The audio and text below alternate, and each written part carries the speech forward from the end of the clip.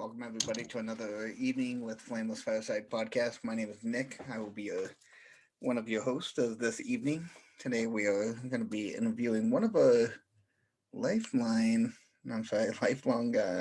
viewers, Shasta Hochstrasser. And we are going to be discussing the topic of, are you qualified for the position? There's a big topic that's going around today talking about you want to be my spouse, you want to be my kid's step parent. Do you actually possess the qualifications required for that position? And there's a lot of judgment going on both sides when we're going to date somebody, when we're looking at somebody that we are interested. How far do we allow ourselves to go down that path before we allow ourselves to stop and think?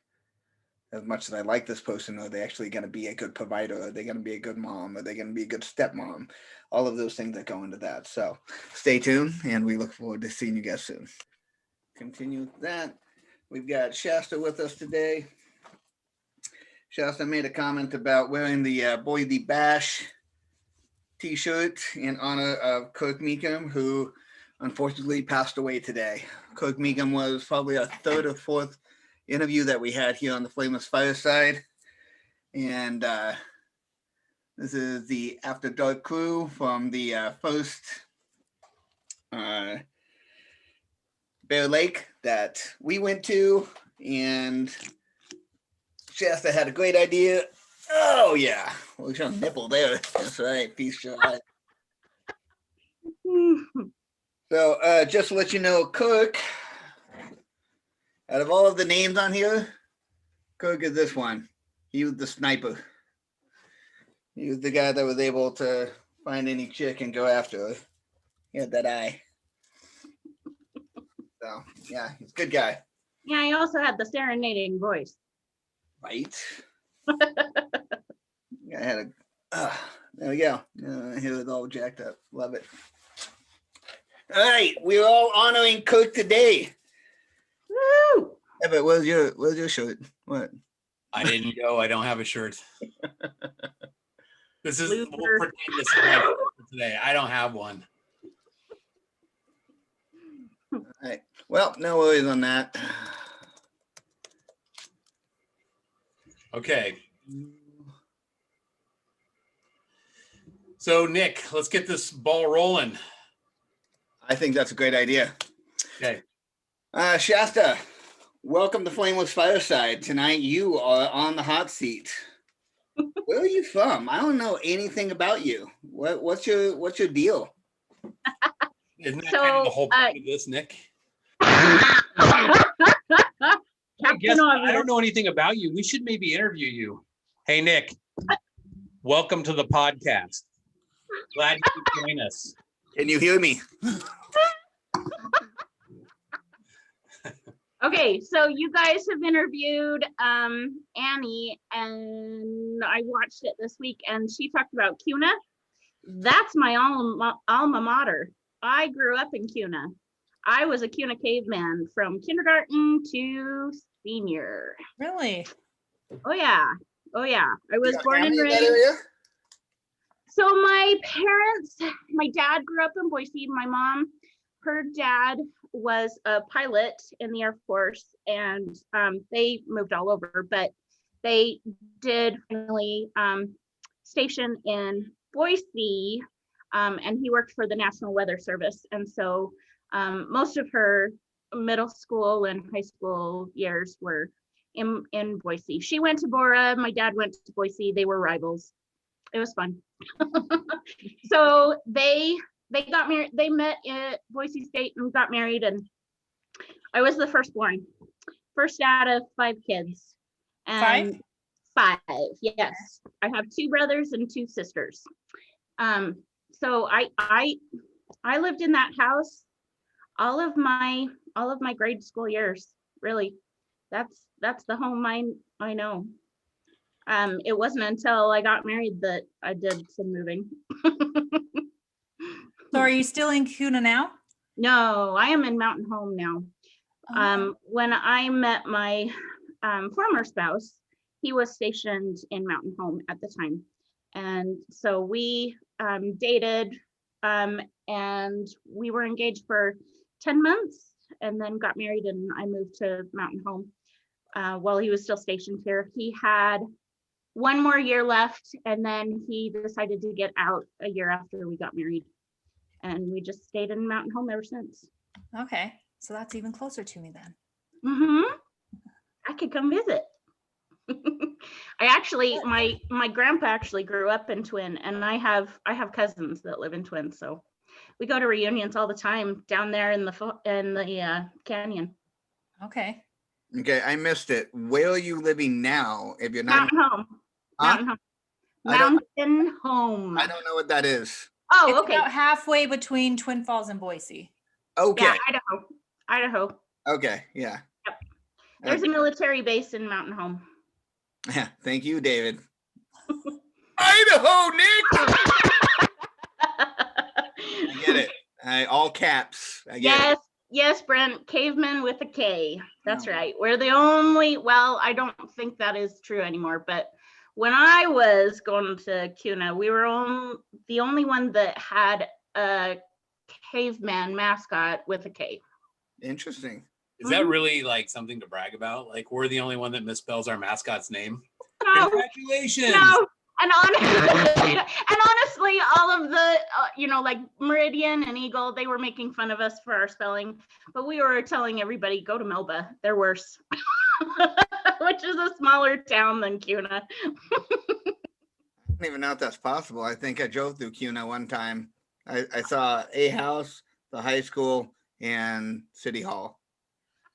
Oh, it's grown now. It is totally grown. In fact, when I was in high school, we had just finally made our own stake. We were part of the Nampa South stake forever. And then now there's 3 stakes in CUNA. It's grown. It has grown big. So for those of you that have no idea what we're talking about here, this is what we're talking about. CUNA, Idaho. And if you see where the there's Boise. And Well, then, at this point, like Boise is basically all of those towns together. So CUNA is pretty much part of Boise now. It really is. It's really not that far. Really not that far away. So yeah, I mean it's 20. Yeah, Karen Enriquez. It's Mexican. It's about 20 minutes away from any civilization. They basically. It really was a small town when I grew up. Honestly, my parents let us walk everywhere. No big deal. No big deal. Was that because they loved you, or because they thought, 5 kids, we lose one? I'm gonna miss them. Hey, I was put in charge of all of them. They knew I could be responsible. No. Again, 5 kids. Something happens. All right. So tell me about the span between you and your siblings. Yeah. So I have 2 brothers after me, and Marcus is 18 months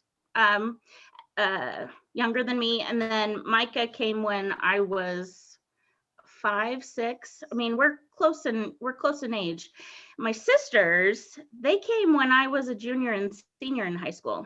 Wow.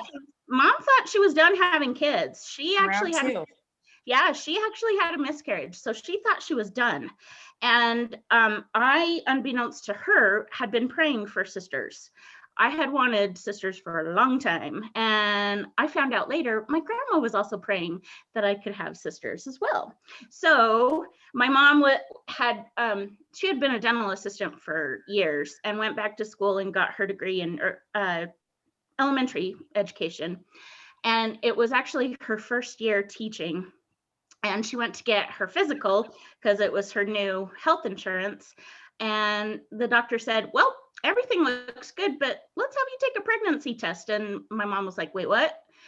Yeah, my mom was 5 months along. And she didn't. The doctor said, did you not know you were pregnant? And my mom was like, it was my first year of teaching. Everybody told me you get stressed out. I thought it was just stress for my first year teaching. Yeah, so that was a surprise coming home and telling us, by the way, you're going to have a sibling here in real soon. I've never understood those. Like, I didn't know I was pregnant shows. I'm like, how do you not know? Like, I know, like, before the test is positive, I know. Well, and So my mom, I don't know how you can go that far. She had a little belly, but that was nothing. And so was she like not sick? Like, okay, so like my boobs hurt so bad. That's how I know I'm pregnant, is when my boobs hurt, that I'm like, oh crap, I'm pregnant. Like, I know she didn't say anything. Yep. Nope. That's so wild. Yep. So it was really cool to have a sibling. And then Nick must be pregnant. His boobs hurt a lot. I'm just saying. Awesome. Yeah, happened. So I'm curious, how was sex talked about in your household growing up? Your mom is getting pregnant when you're a junior, and that's kind of like the height of boys like getting interested in you. So you're very well aware of sex at that point. Oh, I would tell people a lot, because not only did I get dirty looks because people thought I was a teen mom, but a lot of times I would just say, yeah, this is great birth control right there, that little kid. Yeah, because guess who had to share a room with her? Guess who was the first responder? Yeah, no way are you having babies if you're taking care of it. And that is parental thinking right there. I know, right? Well, and then Jenna, the youngest, she came 14 months later. So it was like wham, bam, 2 daughters right there. And my mom says it was twins the hard way. Hey, but I wouldn't trade them for anything. Mama to help her out. Exactly. She had a helper, and honestly, I was tickled. I was honestly, it was an answer to my prayers. I'd always wanted sisters, and I finally got them, and I mama them to this day. I just imagine you like dressing them up all the time, and I did like little dolls. Yes, I did. I took them places, and that's where I got the nasty looks all the time. And I would say loudly in the store, "Are my sisters cute?" Yeah, everybody looking over. Right. Oh, it was even worse if it was just me and my dad. That's good stuff right there. So what is the age difference between you and your dad? So my mom was 20 when I was born, and he's 2 years older than her. So okay. So yeah, he honestly could be a sugar daddy. Mm-hmm. Right, as far as the age difference, but that's yeah. My mom was oh shoot, what is that age difference? Okay. Yeah, my mom was younger. She was like 19 when she had my oldest brother, and there was 6 years, so 25 when she had me. And so I would be going out, and everybody be like, "Oh, is this your girlfriend? Is this your sister?" And I'm like, "My mom." No, but like, is she your mom and also your girlfriend though? Because you're from possible. We're from Virginia. Yeah. Nick was raised in Kentucky. His family tree is really a wreath. The same. Go straight up. We don't really call it the family tree as much as we call it the family light post. Oh, funny. Okay, so do you have children? I don't, unfortunately. Okay, you got married, yes? I did. How long were you married for? 13 years. Okay. How long have you been divorced for? Almost 2 years. Okay. So you guys married in the temple? Yes, we were sealed in the Boise temple. Okay. 13 years, no kids. Obviously, you guys had a lot of protected sex. You're trying to ward off any Any bad experiences that you had when you was 16, 17? Got it. Okay. No. None of that is true. That So birth control worked really well. Like, I've already done this. I've already raised two babies. No, I really did want kids. Yeah. there were other circumstances that came into place pretty soon after we got married. When my I'll just say his name, Andrew. When Andrew got out of the military, he got really depressed and he didn't want to get out of bed. And that was concerning. And so he still had the ability to go see the doctor. And so he went and was diagnosed bipolar. And the depression would hit really hard. And he was still able to work. In fact, he worked at the local cheese factory for 2.5 years.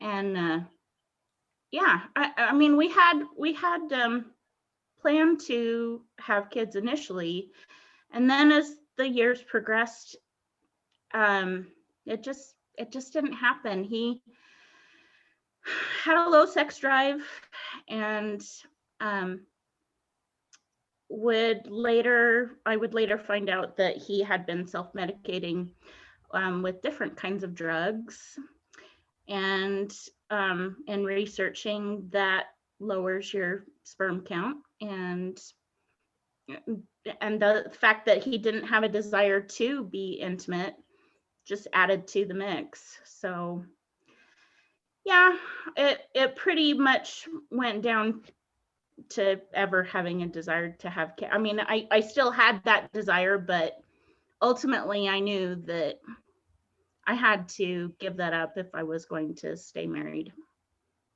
How old are you? If you got remarried, would you be wanting to have kids still? Love to have kids still. I'm 38. Okay. Still got time. yeah, Yeah. At least 3 years. Yeah. So Until it becomes high risk, ultimately. But I know that would be a hard Janet decision. Jackson just had a baby. Okay, she's like 60 or something. Who? Who? Janet Jackson. What? Oh, Look it up. Check it out, Wow. Nick. Do your research. what are we talking about? Janet Jackson? Nick, welcome to the podcast. Hey, don't be an ass. What did you say? Janet Jackson just had a baby, and she's like 60 years old or something. Hearing aids in, Nick. How did I miss that? Yeah. I guess I missed that too. I didn't know that. Amazing. Right? I mean, Honestly, like back in the day, if you were 30, like you were too old, but medicine has advanced, like age wow. 50. Wow. Oh, excuse me, 50. Get your Okay. facts straight, Everett. I know. I was way off. Forget it then. Interesting. Throw No, on the I've heard that though. I've heard of grandmas like carrying babies for their daughters before. Yes, I have heard of that too. Yeah, Christina knows. Yeah, you're 40 and no kids. Yeah, I'm sorry, Christina. 47? Are you kidding me? Wow. Yeah, I think you still have plenty of time. Okay, yeah, but Everett, it takes two to tango. That's Hey, you've got time for that too. I know how to think. Yeah, there's time. Yeah, you know different dances. Yeah. No, I just mean it's a big decision, and not every guy is willing to say yes to that decision. That So is true. Well, I mean, I've got to honor that decision. you do a couple, you sign a contract. I do a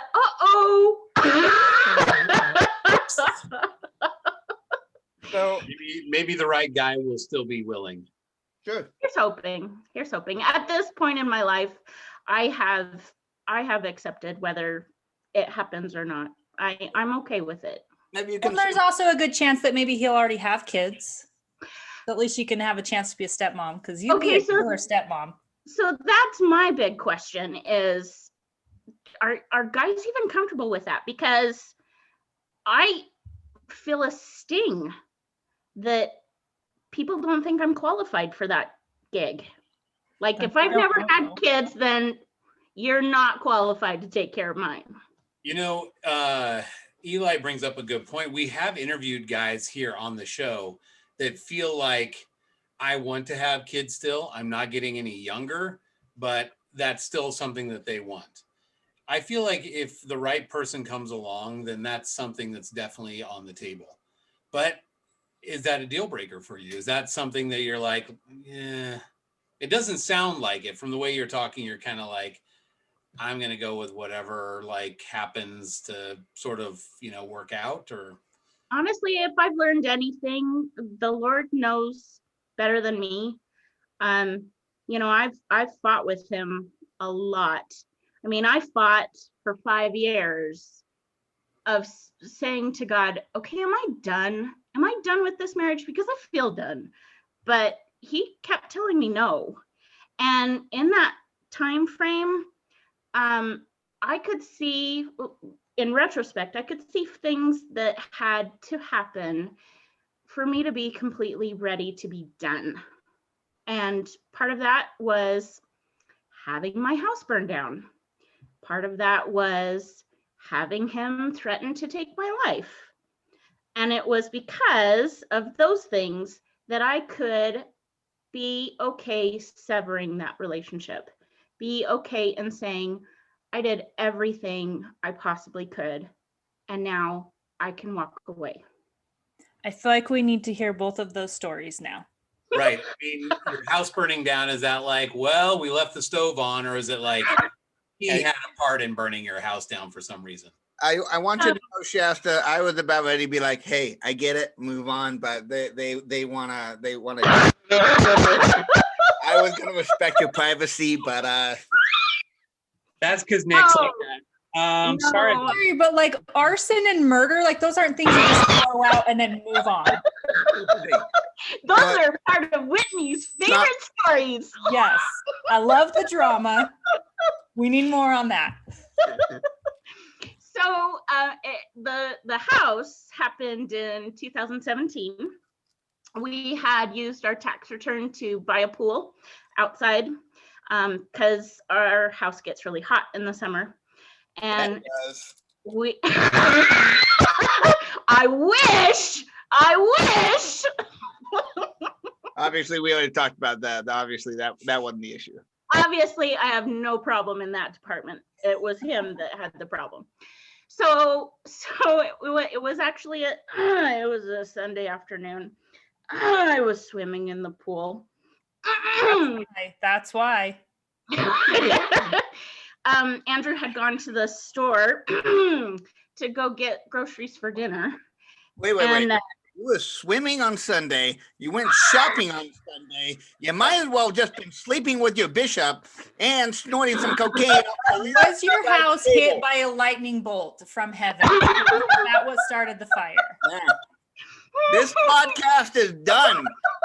We don't interview people like you. I'm such a heathen. I know. No, no. I have repented. For swimming. For swimming on Sunday.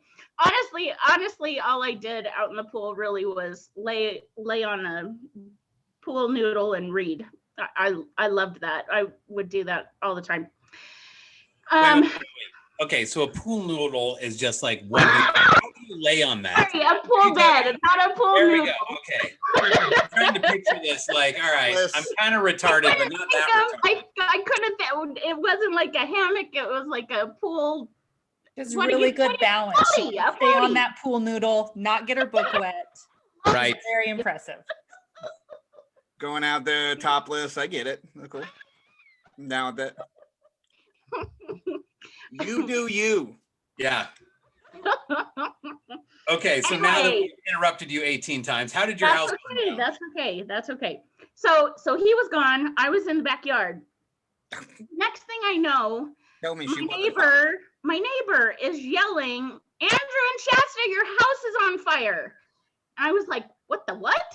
So I get out of the pool, run into the house because there was no, I mean, I have a fence, so I can't just go to the front to see my neighbor. And I had seen from my backyard smoke from the roof. And I go inside and I don't see anything. And I open the garage door and all I could see was smoke and flames. Shut the garage door, grabbed my dog who was following me, went outside, and I was going to turn on the hose to try to, you know, help take out the fire. And then I noticed the truck was in the driveway and the garage door was open. So, and I saw the smoke on the hood of the truck. So I ran back into the house, grabbed the keys to the truck, turned the truck on, backed it up so that it wouldn't burn and cause a bigger fire. And then I ran back to turn on the hose again. And the next thing I know, I hear a boom. Yeah, we had our propane barbecue grill in there. We had lots of propane, lots of gas, lots of pool chemicals, lots of flammable materials in the garage. And I have never seen a fire go that fast. And once I heard that boom, I went into shock and I couldn't move. And by that point, the sheriff had arrived. Our house was not in a fire district, however, and therefore the fire department never came. BLM is the only one that comes when that happens. They're only allowed to dig a trench around the property so that it doesn't spread. It's really weird. And yeah. Because I had gone into the house twice, I had smoke inhalation and I had to be taken to the hospital. So I didn't even get to watch my house burn down. You poor thing. Yeah, I know, right? I mean, Do they know how it started? So the fire investigator came the next 2 days later, and he looked, we told him exactly our whereabouts, where we were. You know, my husband had been gone. I was out in the backyard. My neighbor actually tried to take out the fire with his extinguisher, but it was spreading too fast. And he got smoke inhalation too. And I'm glad nothing happened to him. Anyway, so the fire investigator couldn't find the cause. And in fact, he told me that out of all the fires he investigates, he can only figure out 30% of them. Really? Yeah. he can only figure out 30% of them? 30%. I would love to have that job. He was really kind, considering the fact that I was full of emotions. I mean, my house was gone.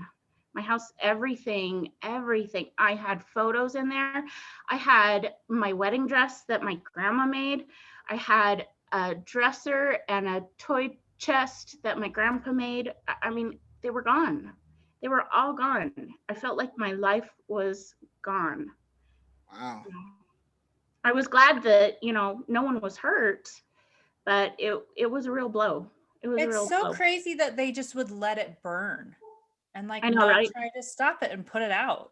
The other thing that kind of ticked me off was we only live a mile from the military base at that location, and they have their own fire station, and they wouldn't allow their fire crew to put it out. But if there's a natural fire, they send out their crew. Wow. Yeah. That Yeah. sucks. I'm sorry. Yeah, I know, right? Your insurance loved that. Oh, actually, I can't tell you how amazing USAA is. They were wonderful. They came out. They actually flew out from California and surveyed it, because initially they were thinking, oh, it started in the garage, so it'll just be, a little bit of damage. Oh no, as soon as he got out of the car, he was like, oh no, this is a total loss. this is a total loss. And I'm like, you think? So the next few days, it was gathering information on what all we lost. We had to do an inventory list of everything that was in our house. Yeah, we had like 5 big screen TVs, 68 inches. I mean, it was awful. We used to sit in one of the 4 jetted tubs and watch TV all the time. It was amazing. I mean, don't forget those. My Rolex inherited by like my great uncle Phil Boots. Don't forget the crystal. Don't forget the crystal. Was this one of your uncles that was in prison? That one. Yes. Smuggle it here, like in his butthole. No, but honestly, the insurance, they were really good about saying, okay, here's the deal. We can give you this amount, but you have to go over that amount in order for us to clear that amount for you. In order for you to get the full amount, you have to go over. Right. So what do you mean go over? So for instance, they gave us 77,000, but in order to give us 77,000, we had to give up to 120 worth of what we lost. Declarations of like losses. Okay. Exactly. Which was easy for us to do. My ex-husband had reloading equipment, guns. He had, computers. He had lots of woodworking tools. Stamp collection. We had antique Christmas village. We accumulated stuff in the 12 years that we lived there. We accumulated stuff. And so it was easy. 12 pages later, we got it. We got it. No problem there. Wow. Yep. That's interesting. I know when you normally sign up for homeowners insurance, the first thing they're going to ask you is where the fire department is. They want to know so that if there's a situation, you don't run into this and they're just like, hey, well, grab a long stick and some hot dogs because we're having a roast. Right. That's not all we're going to do. Yeah, no, we found out later that our neighborhood had willingly said, no, we don't want to be part of the fire district. And funny enough, now How they is do. that a choice? Like, how's that an option? I don't know. Probably part of the taxes. Fishy to me, but the house was made in the 70s. Who knows? Who knows what the deal was back then? It must have been an okay thing to, decline that kind of guarantee. The good news is you don't have to worry about those popcorn ceilings anymore. So that's done. It's gone. So how exactly did this, was this kind of a situation? You mentioned that this was something that kind of helped you leave and move on from your relationship. Was this like, look, it's all gone. This is kind of like a fresh start. I'm out. Okay. Initially, that's what I felt like. Yeah, it was just one of the things that I don't know. It just felt like a cleanser to me at that point. Cleansing by fire. Right, trial by fire, right there, literally. Yeah, it was just one of the things that helped to just be okay. So was that one of the stressor points that ended up to you getting your life threatened? No, because we were okay with insurance. It helped us pay for a new house to be built. So we got that built. It was the fact that he would continuously do the cycle of being on his meds, going off his meds, self-medicating with drugs and alcohol, then having psychotic episodes to the point where he had to be hospitalized and then go back on his meds. And then we're doing the cycle. Did he get into manic episodes? Is that what you're referring to? Oh yeah. And even schizophrenic episodes to the point where he was trying to have me do things that were very uncomfortable to do. And also scary. When you say very uncomfortable to do, are you talking about getting drugs for him? Or are you like talking in the bedroom uncomfortable to do? Eating dirt. Well, who doesn't do that at least twice? I mean, come on. I did that once I or don't twice see a in my problem with life. that. Doing martial arts naked in the backyard. That's what I'm. Again, I'm here for this one. Are we talking like throws, or are we talking about like, wrestling on the ground?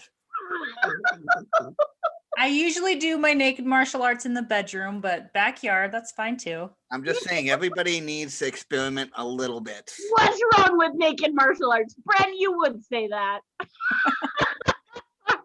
it's always better when you've got a flat roof and all can see. That's all I'm saying.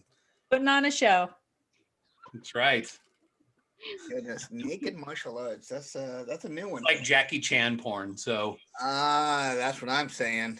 yeah. All right. Everybody's got a thing. I don't judge. So is this like eating dirt, like all the things? Was this like things that he'd be like, "Hey, do these things with me," or like forcing you, like? Or is he like serving it in a bowl? He was trying to force. No, he had a cup and he was saying, "We have to do this for the insects." For what? For the insects. How does eating the dirt help the insects? The insects. He's crazy. You really want me to try to analyze why he asked me to do these things? No. Okay. No, All right. because I knew it wasn't coherent. I was just wondering if it was like if there was bugs in the dirt that you're like, we got to do this for them. No. All right. No. All right. So when I was a brand new interpreter, they sent me to the hospital for an emergency room bit. I heard that they paid more for nighttime and for emergency. So I was like, yeah, I'm going to do this. So I walk in there. I am your interpreter.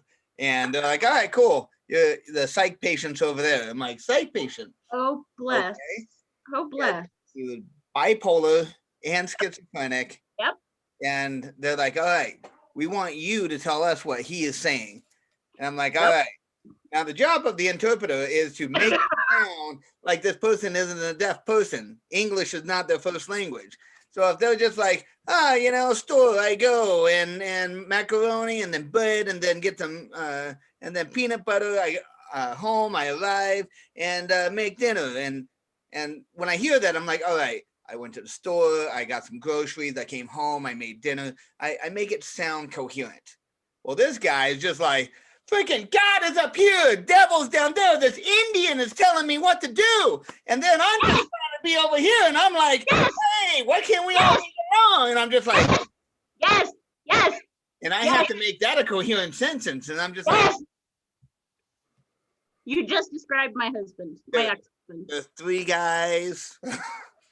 One of them happens to be pretty important. So I'm taking it with the drugs and alcohol. He wasn't really active, right? Oh, that's what this guy was an Elders Quorum presidency. 7 years. Brilliant. Right. We just had a wonderful bishop here in Beaverton who got arrested for solicitation of minors, which was he a current bishop? Fantastic. Yeah. This one, well, I shouldn't say we jest. I think it was within the last year. So, there's a lot of things people hide. You'd be shocked. Okay, I'll give you that. But no, I went to church alone for 11 years. Okay. 11? Was he was a member when you got married, right? Because you said you got married in the temple. Yeah. So post-mortem, I'm pretty sure he was on a manic episode when he met me and married me. Sometimes manic episodes last a long time. So it was like a really high, just like energetic. And Yep. you just like the life of the party. And you were just like, yeah, this is awesome. I want to be around this. Yep. Well, okay. So my dad was diagnosed bipolar my second year of college. Okay. So it honestly. So this was something that was familiar to you and comfortable to you. There it is. Yeah, There it is. You married her dad. Okay. On the nose. Yeah. The dude there. Yeah. Hey, how does that go again?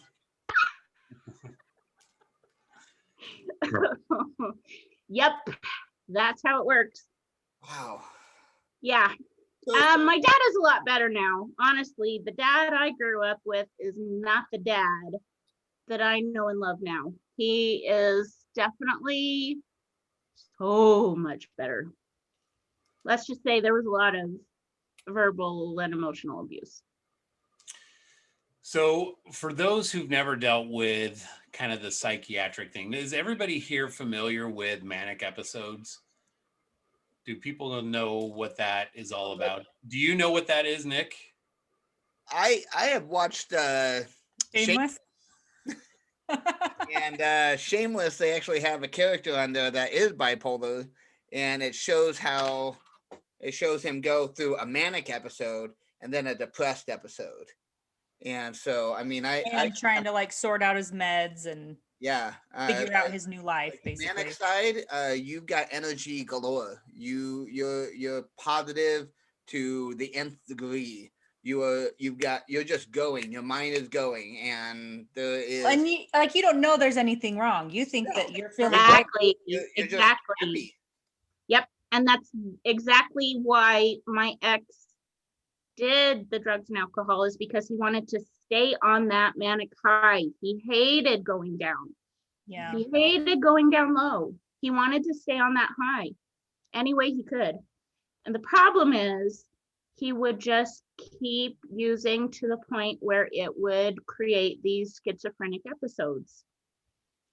And honestly, it got to the point where I couldn't convince him to go to the hospital. I always had to call his brother to convince him to go. Sure. Was he really close with his brother then? Oh yeah. Yep. They were only a year apart. Got He's it. the middle child. He's got an older brother and then he's got a younger sister. Did you call his older brother or younger brother? Sorry, he has an older brother. Did you call his older brother or his younger brother to convince him to go to treatments? Yeah, older. He had only one brother. Oh, I'm sorry. I thought you said he was the middle brother. That's what I heard. Oh, okay. Middle child, sorry. Oh, middle child. So one brother, one sister. Correct. Gotcha. Okay. Got it. Now I'm on board. Sorry. Well, that's interesting. Yeah. Do you know more about bipolar, like manic episodes and whatnot? So my ex was bipolar, and a lot of people are saying here, lots of people are bipolar, and she would have these manic episodes where it was kind of crazy, where she would go and I'd wake up at 3:00 in the morning. You have to take a pee or something, and she's up just wired, scrubbing the baseboards and just like, painting something in the garage and got all these projects. You're like, what are you doing? It's 3:00 in the morning. It's like, gosh, Everett. Oh my gosh. Yes. Keep going. Yeah. I mean, this would go on, and she would do this sometimes for like a couple of days. Yes. And then literally like she would turn into a monster and yes. And I always knew like, okay, I've got to get her to sleep. If I can just get her to sleep, then life is going to be good. Oh my gosh, yes. The longest time that she slept just straight was, I can't remember if it was 42 or 43 hours, but it was just straight. Yep. She'd get up, go pee, go right back to sleep, gone. So for like, I just knew for 2 days, I'm going to have to like make sure all the kids have everything for school and like her kids are good to go, and everything else. And it was crazy time. So Everett, that was it. Hero. Yeah. And sometimes I remember one time I was playing games with, she had a son from a previous marriage with my stepson. We were playing like Mario Kart or something like that. And it was like 6:00 in the afternoon. And she came out of the bedroom and she'd been asleep for, I don't know, a day and a half or something like that. And she was super pissed off at us because she thought we were making noise at 6:00 in the morning. And we're like, it's 6:00 the day, like the next, like she just didn't even know. So it was crazy. You just never quite knew how that was going to go. Yep. So yeah, I've dealt with like the manic episodes and the bipolar. It's no fun. No. And okay, so you asked me what my breaking point is. Yeah, I can't, I'm sorry if I offend anybody in the audience, but I can't do it anymore. I did it for 13 years. I'm done. So I had a my ex had a mother-in-law that had MS, and after 1 year of marriage, the mother-in-law moved in with us, and after 2 years of taking care of the mother-in-law, I was like, okay, I'm done. I can't do Yep. this anymore. So Yeah. 13 years for you for taking care of and being married to somebody like that. I mean, Yeah. I don't judge people that have it. No. No. I have ADD, and I have pills that I'm supposed to take on a daily basis to make sure that I stay focused on whatever the hell that day has. I don't take them. If I had bipolar, I'm afraid that I probably wouldn't take those either. So I'm just glad that God has not decided that that's one of the trials that I need. Right. So good on you, Everett. Good on you. And yeah. Well, and honestly, my mom had to have a heart-to-heart with my dad. She basically said, look, you either take your meds or I'm done. Sure. So he's been taking his meds. Good. Yeah, the meds become a game after a while. And did your ex want to play with stuff like, oh yeah, I've got ADD too, and so I need. Yeah, he did Adderall. He did Adderall for a while, and shrooms and pot. He loved pot. He thought pot was the absolute best. Did you ever partake with him in these? No. I always no. That kind of breaks your chi when you're like focused on your naked karate. You know, you can't have anything. He did naked yoga too. He said that was amazing. Okay, so did you ever do the naked exercises with him? No, he would do Never. it at 3 a.m. when I'd have to go to work the next day. I'm just saying that's when you are in most tune with your chi, is at 3 a.m. It makes sense. Get that fifth chakra. Yeah. Yep, just open that one right up. I open my eye, I open my mouth, my heart, everything. Yeah, I could open a bruise and make you bleed. Yeah, I can open that up. Good times. Okay, so Oh. He wanted to kill you. Let's hear that. Yeah. So that was just another schizophrenic episode that got worse. Was that before or after the house? It was after. So we had a brand new house. We had lived in it for 10 months, and he went into the cycle again of drugs and alcohol. And it got to the point where it got so bad, I heard a voice tell me, run, leave. So I left. He was in the house. And I went to my ministering sister's house and I said, can I stay the night? And she said, absolutely. And at that point, was she aware of your yes. Okay. Yeah. And funny enough, she's just down the street. So I could still see the house, but he didn't know where I was. But I could see that he had all the windows, or all the lights were on because all the windows were bright. And the next day I went to check on him during my lunch break. And he was not talking rationally. He was saying, you and your Mormon friends are out to get me. It was just nonsense. But it got to the point where he just said, we have the gun and I could just kill you. I could just shoot you now. I thankfully had the key to the safe, so he couldn't break it open. And I just brushed it off saying, I got to go back to work, mustering all the courage I had. And I left. I called the cops and they brought a whole team and convinced him to go to the hospital, and so he was hospitalized after that. That was one of the many hospitalizations, and not the longest hospitalization. He had been in the state hospital multiple times for ranging about 2 months, 3 months. Wow.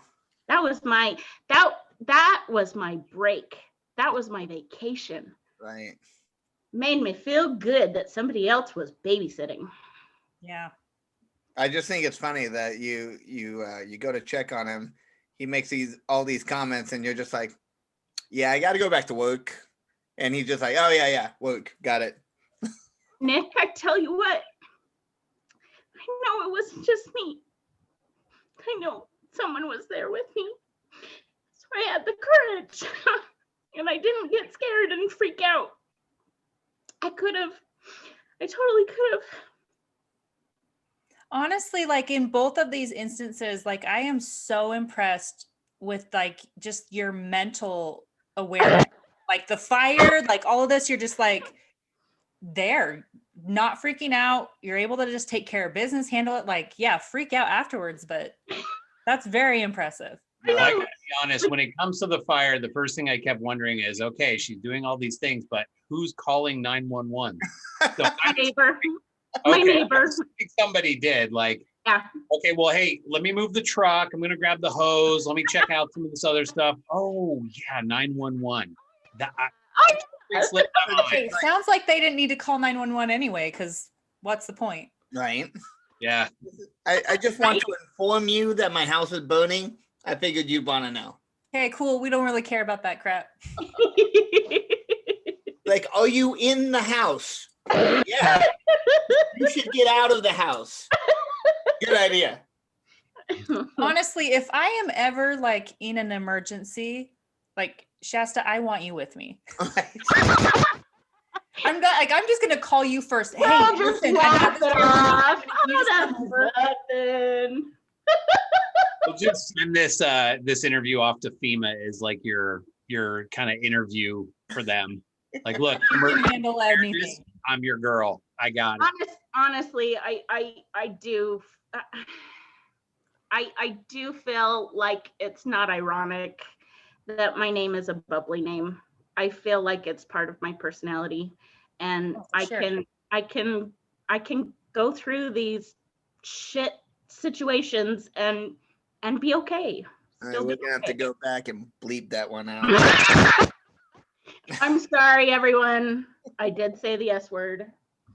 So here's the question. Does this apply to all areas in your life? Do you do well under pressure? Is that a gift that you have? Do do do do do do do do do do do do do. Pressure. Everybody, she is having a manic episode. Give her a moment. I'm sorry, I felt a song coming on.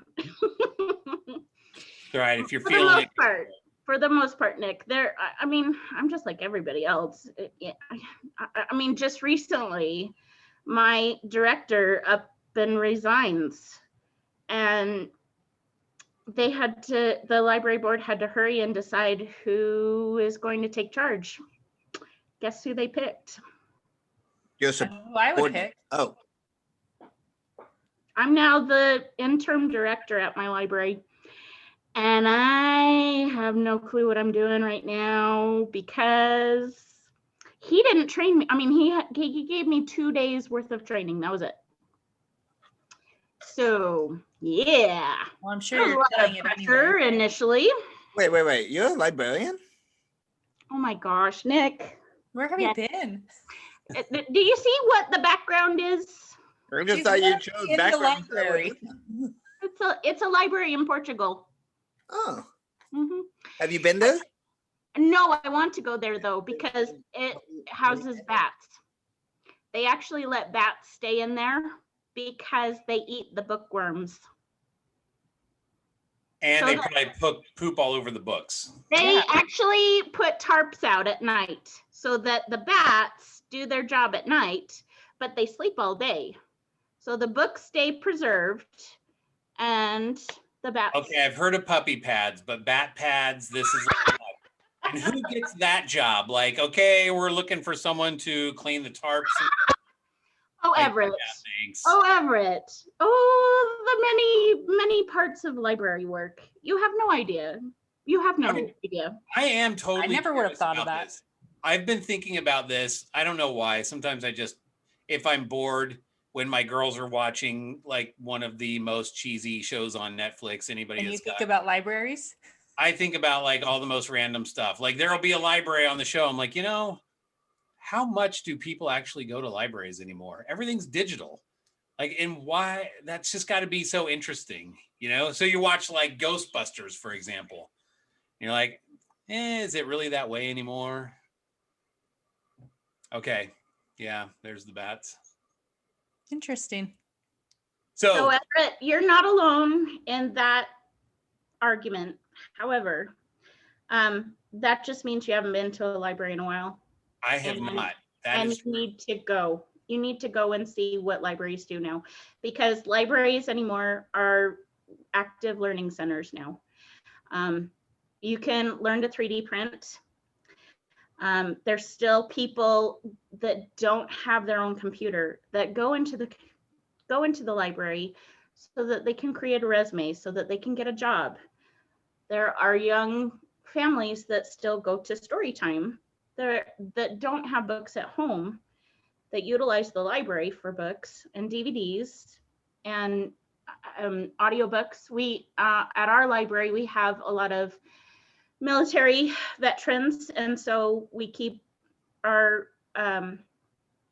library stocked with lots of historical books on wars and guns and gardening and They're also just like libraries record the past, you can go there and you can actually rent movies like Blockbuster, only you don't have to pay for it, but you rent.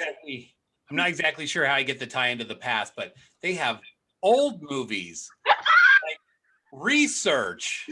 All right, great. Stream, like actual physical DVDs. They have physical DVDs. You can like open the case and there's like this round disc. And CDs and magazines. Pop out and like put it somewhere. We have a giant library here in town, and they have like a kind of a kids play center. And when my kids were younger, I used to take them there. Obviously, I haven't been since this whole COVID thing, so I don't even know. But all of the rest of the library was pretty much like a homeless center. Like it was close to the freeway, and all the homeless people just kind of went in there and used the internet. And there was like a big thing that people wanted to like look up porn, and they should be allowed to do that because it's freedom of speech or some silly nonsense like that. And I was just like, it's not like I used to love going to Barnes and Noble, for example, because I'm like, I love just getting some fresh book, and it's got that book smell, and they had the comfy couches, and I would just go sit on a chair and like start reading this book. And I'm like, if I can read fast enough, I don't even have to buy it. I can be cheap. I loved that.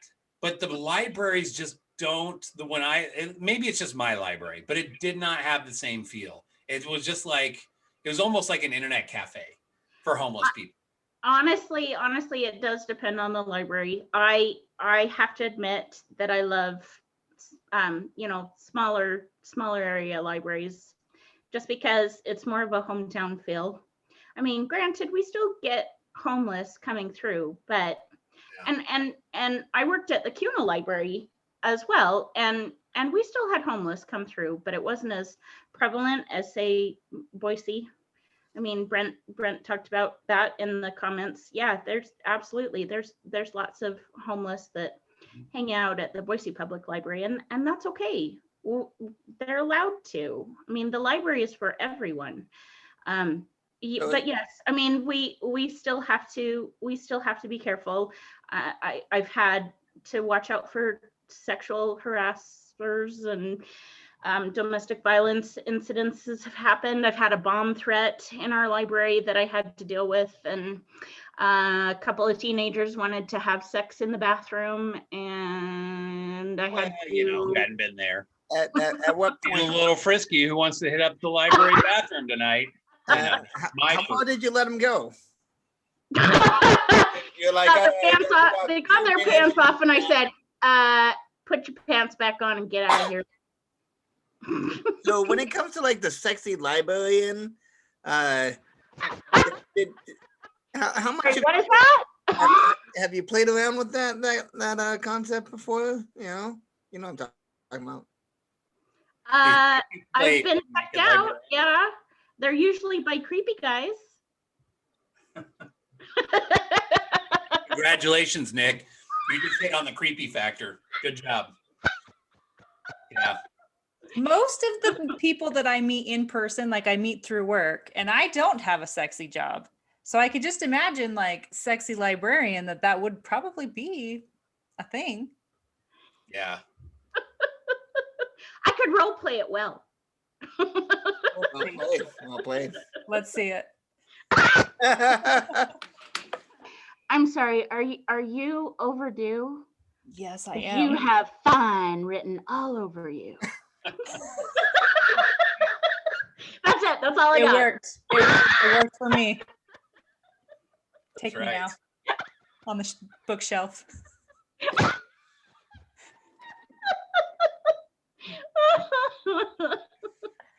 pretty much all I would do. I would just laugh. Oh, I would just laugh. And that's the other thing. People are usually shushing me in the library because I'm loud. I can see that. So what we've learned from the other interviews that we've had, including Whitney's, when we talk about Idaho, they talk about the fact that there's really nobody there. I mean, they got a couple cows, maybe about 7. And, you got the KKK, and, they're great. That's Well, northern KKK's Idaho. in northern Idaho. Yeah, that's We are not the southern same. Idaho. We don't know them. We don't claim them. Do you get down to Utah very often? How's the dating scene in your area? What's your deal with that? How do you approach dating? What's that? So I am curious. Moving on. So you moved to Mountain Home because you got married. Right. You're still there. Have you thought about leaving? Because it is a lot smaller than like if you went back to Boise. The point with, because I'm actually in school getting my I'm working full-time, but I'm also working on my master's in library science. Okay. So the objective was Come on. There's not such a thing. What? There's no such thing There as totally library is. science. Come on. Nick didn't even know that. Yes, Hey, I had a Masters. degree in library science. Nick doesn't I'm even offended. There is 2 masters in library science. Oh, is there a PhD in library science? Yes, there is. Continue. Nick's like, I'm just going to slowly back up. Hi. You gotta go. Okay. Hello, academic libraries, Library of Congress, I think law libraries, medical libraries. Finish They up. all need a master's in library science. Oh. So basically, you're fluent in the Dewey Decimal System, is what I'm understanding. Well, there's not just the Dewey Decimal System either. There's the Library of Congress classification. Brown books, red books.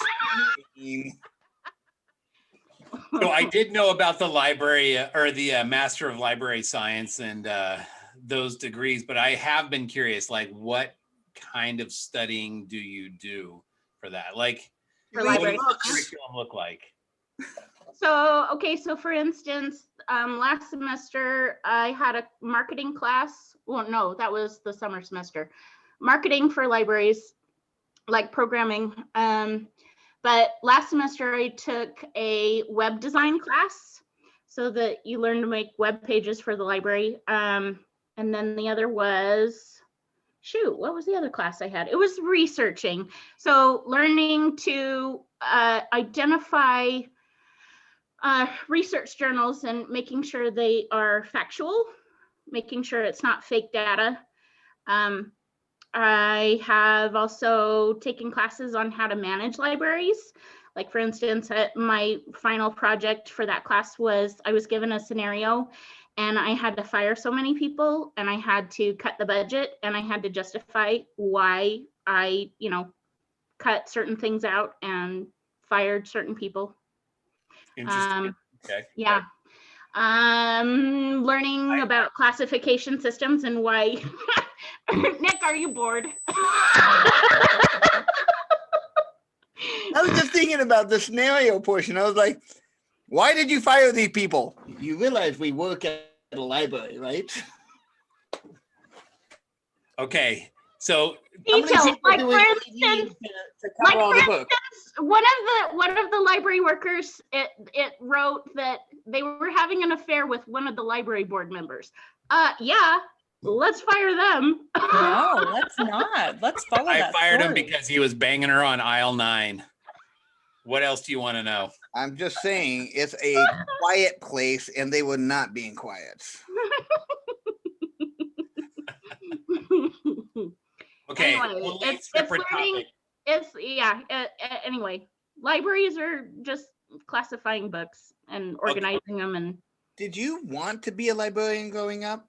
initially, I thought I wanted to be a teacher. Both my parents are teachers. My grandparents are teachers. And initially, I mean, I have my bachelor's in early childhood education. And I looked at all the paperwork and I went, no, thank you. My degree is in elementary education, and I don't use it. Yep. I knew a lady one time who had a degree in piano, a master's degree in piano. Actually, I knew another lady who had a PhD in ballroom dance. And I'm like, what in the crap do you do to get a PhD in ballroom dance? And where do you use that? Yeah, Right. that's what I want to know. That sounds like a lot of money spent for not a lot of return. You get to be called doctor. Can you imagine that? Like, yeah, my name is Dr. Nick. My name is Dr. Dancer.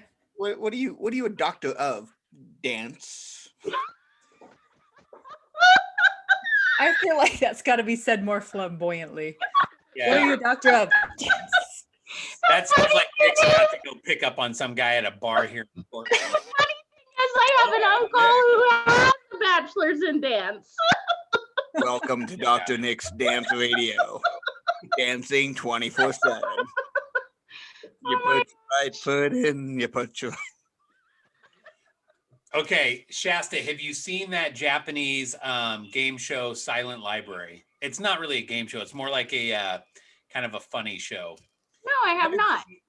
Oh, the Japanese always come up with these crazy shows. They have the best shows. Right. Yeah. So Silent Library is basically like these guys get around in a library. Of course, you got to be quiet, right? Awesome.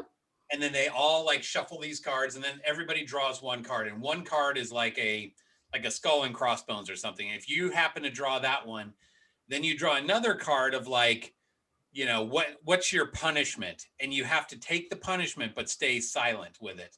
Yeah. Like, okay, so this is it. So they'll like all draw something, and like, you know, one of it might be like, okay, you're going to like snort wasabi up your nose, but you can't like say anything, you know, it's all Japanese style. So it's something. Awesome. So see, I don't know what this guy's doing, but normally it's something that's like, you know, they'll have something where you get to have You an can't talk, smack basically. you in the face, and you've got to be really quiet. Yeah. It's actually really, really funny. So I'm surprised you guys haven't heard of it, but Silent Library is a pretty good one. I'll have to definitely watch these. Yeah, see, this guy, apparently he's like, oh crap, I just drew the card or something, and this is gonna hurt. And so they'll just do round after round where it's like, all right, shuffle the card and draw it, and some person draws it over and over again. Awesome. And see, he's sitting there like, okay, what's my punishment gonna be? And then I don't know. Obviously, it's all in Japanese, but it's really funny. I thought that we'd get really quick with it, but yeah, it's all good. Yeah, I'll have to check that out because that looks funny. you should do something like that for your own library. You should. Just right. Now they're That's how you attract people. You could do that for your dissertation. Hey now, you don't know the fun things that I do at our library. Oh, I can have imagine the wild time that you have. Do we need to ask all the children to leave the room because Shasta's about to tell us all the fun things she does at the library? I think we already heard what happened. No. So I have a big veteran population, right? So a lot of senior citizens. Well, they heard that I was Do this doing in front of senior citizens. Oh, What? all right. This is kinky. Okay. So I do programming for teens, and we did a Nerf gun war after hours in the library, and the senior citizens got jealous and they said, we want to do that. I totally had a senior citizen Nerf gun war after hours in the library. I It could was- see some old guy with his little walker, like, I did have one with a walker. Stop shooting me! I have PTSD! Get back here, you son of a bitch! I'm gonna shoot your ass! He was the one that was shooting the most. and then I had one couple, they had one of the rolling chairs from the computer, and she was sitting in the chair and he was pushing her, and they were pretending they were a tank and shooting off bullets. It was awesome. Hey, I feel like we need to do like a singles lock-in Nerf gun at the library. Heck yeah. yeah, I'm down for that. Let's do it at like noon. Right in the middle. Do of murder mystery, party murder mystery nights. I have people do a reader's theater, and they dress up, play the part. You know, we could invite some of the homeless people and be like, murder mystery night, and they're like, how did you guys know? I didn't tell anybody about that. I swear, Johnny was already dead when I found him. Right. Okay, how about this? He was How about we stealing do from me. mid-singles naked Tai Chi night at the library. Makes sense. Okay. The whole issue. I mean, yes, there are homeless, but have you ever seen The Public? The movie The Public? No. I don't watch any movies. I don't- Emilio Estevez did he did research on the homeless, and specifically how they utilize libraries. And he created a movie out of it called The Public. And I think you can actually watch it for free on From the library? Well, yeah, from the library, yeah. But yeah, there you go.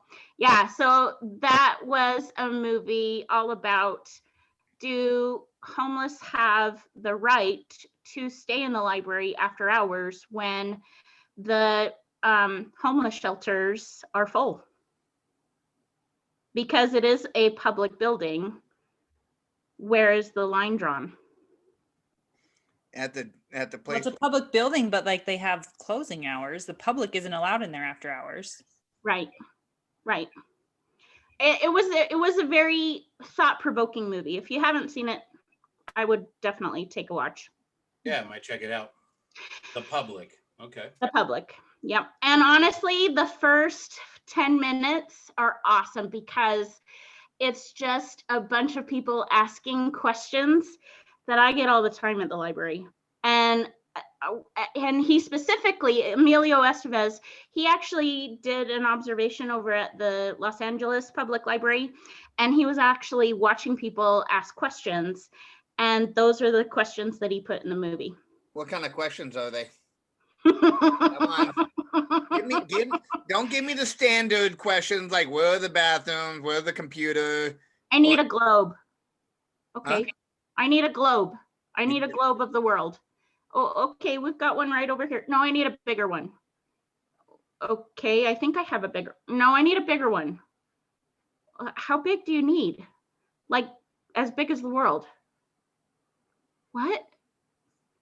Yeah. Those kinds of Sit questions. in the library. Okay. Yeah. I think you need to come down off your high is what I'm thinking. Yep. I also get questions like, what are the names of all the 7 dwarves? I get questions like, what's the phone number for the President of the United States? Do you know? I can look it up. Usually what I say is, my mantra is, I don't know everything, but I know where to find it. Mm. So interesting. It sounds like library science is a lot of like, you're going to need to know a lot of everything. So is it kind of like trivia? Yep. Are you good at trivia? Yeah. It depends. Some trivia, I am the bomb. See, there you go. See? Great. Now that the Way to Secret Service is go. going to come and Way like, to go. You can be a librarian too. That's all it Yeah. takes. Just a little bit of research. Do you remember the website back in the day before Google Ask Jeeves? I loved that. They're essentially just ever- like Ask Shasta. Did you ever ask Jeeves, why did the chicken cross the road? No, what's No. the answer? It's amazing. You get all these answers from famous people like Darth Vader, William Shatner, Dr. Seuss. They're just funny answers. Have you ever asked Google about Chuck Norris? You know the Ooh, Chuck Norris jokes, right? I love the Chuck Norris jokes. Ash, hold on a second. I got to look this up. There was one where you could ask Google about it, and Google would give you like Chuck Norris jokes. And it was I loved how Chuck Norris did a Chuck Norris joke in The Expendables. That was awesome. What was the Chuck Norris joke in The Expendables? Something about a snake. It's been a while since I've watched it, but it was Chuck Norris, the person, and he was doing a Chuck Norris joke. Google won't search for Chuck Norris because it knows you don't find Chuck Norris, he finds you. Finds you. Yeah. Yeah. I love Chuck Norris jokes. Anyways, That's funny. yeah, the one I've started using now is DuckDuckGo. You use Yeah, DuckDuckGo. Mm-hmm. Yeah. Yep. It's interesting because a lot of the search engines now will they'll kind of try and guide you down their political agendas, which I find really funny. Like, I just want to find this, and Google's like, oh yeah, you can't find it here because we don't like that sort of. There it is. There it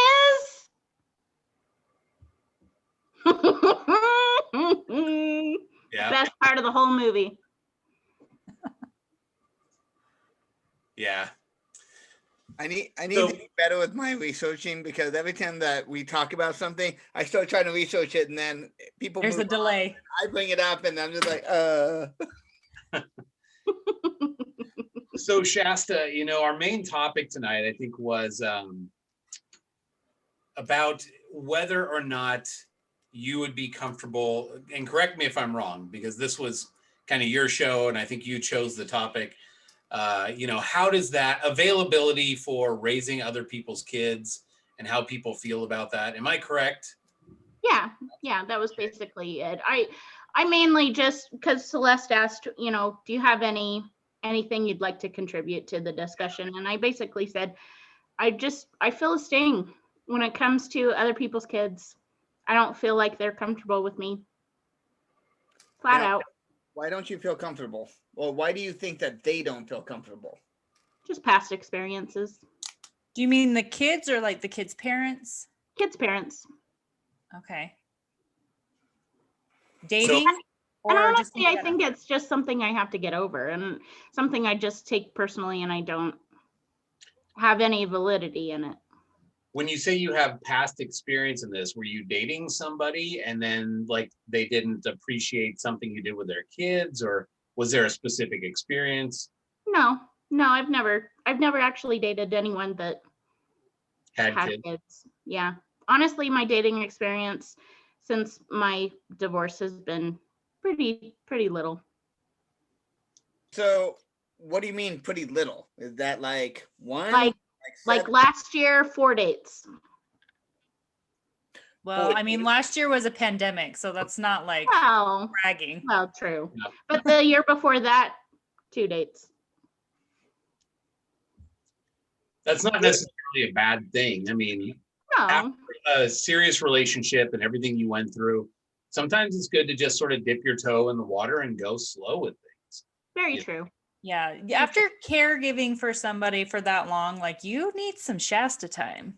Or you need somebody to give you some Shasta time, you know what I'm saying? Bear Lake is going to have a whole new meaning when Nick shows up. Just saying. Yeah. The lake is nice and warm in the summer. Right.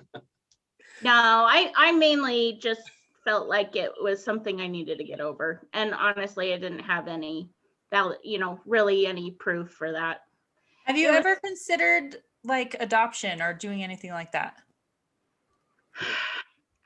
The more I prayed about it, the more I didn't feel like that was the way to go. I even wanted to go on a mission at one point, but felt like I needed to stay at home, and I didn't know why.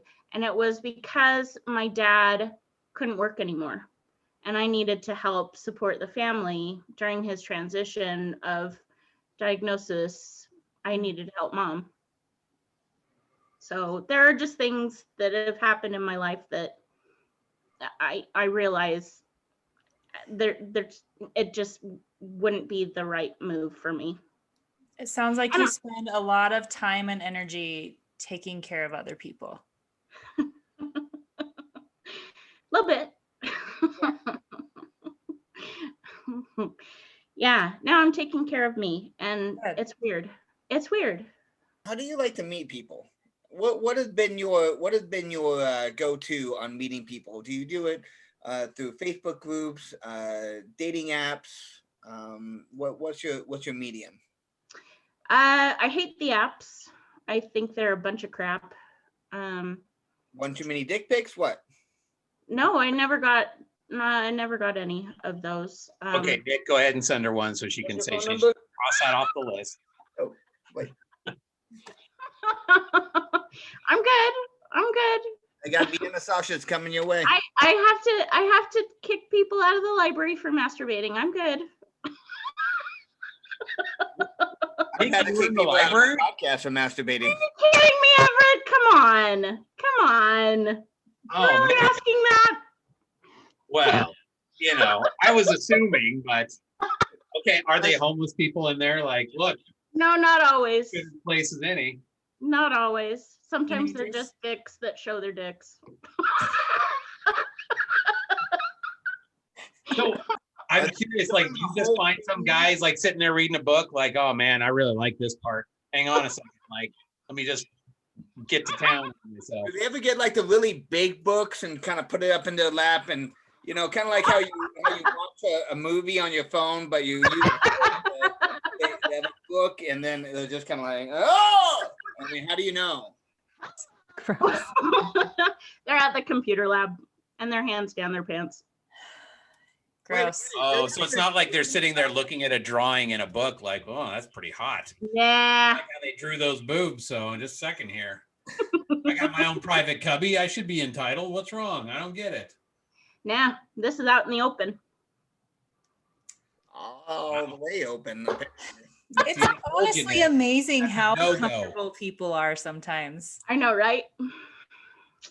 Sometimes Nope. you just gotta respect people like that. You don't.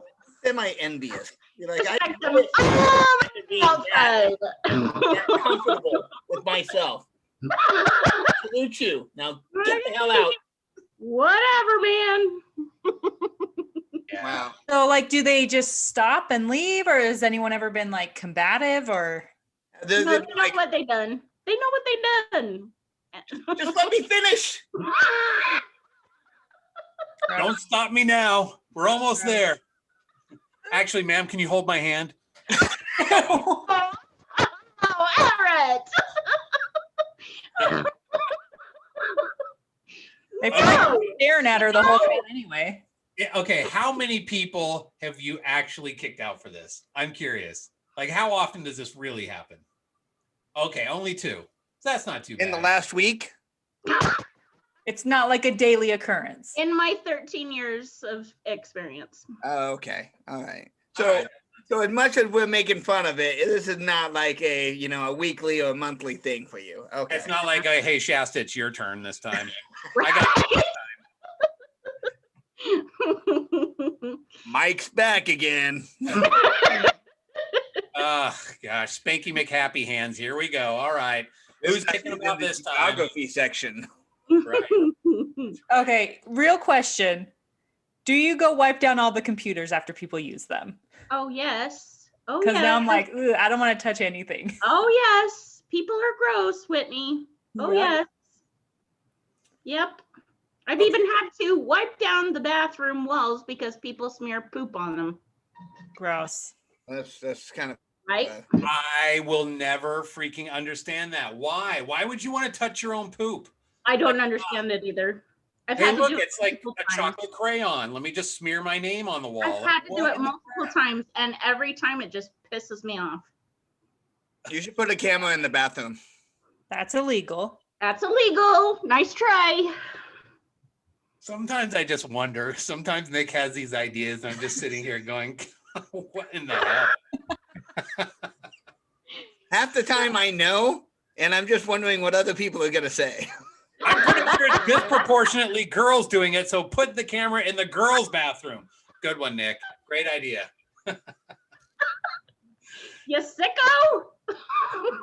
You're looking for a camera with like a live feed.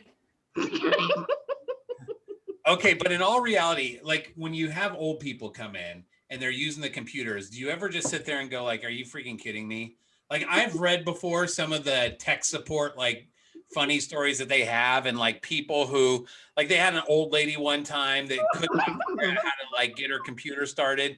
And after like a couple hours trying everything, they realized that she had the mouse on the floor and she was stepping on it, thinking it was like a sewing machine. So she's trying to get started by stepping on the mouse. They're like, no, that's not what that's for. So have you had some of that kind of stuff? Oh, Everett, you just described last Tuesday.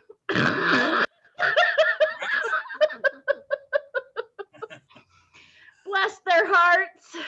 Yep. Yeah. Yep. With like with my community being so many senior citizens, yes, it's painful. What about the coffee? We're there. What? What about the coffee cup holder? Oh, the CD tray. When it You know like what I'm talking slides about? out, they That think they tray. can put their No, drink the in. one that comes out of the computer that you put your coffee cup on. Yeah, I've heard of that one before too. I hate it when that one breaks. Right, no, that's a new one. Haven't heard that one. I've heard of their keyboard was dirty, so they washed it in the bathtub, and then it's just not working right. They can't figure out why. Like Ooh. Oh. modern electronics, they really mix well. So I next saw- time, wash your computer. You want to get all those cookies and things off of there. So just wash it in the bathtub. Have you, Cleans it right up.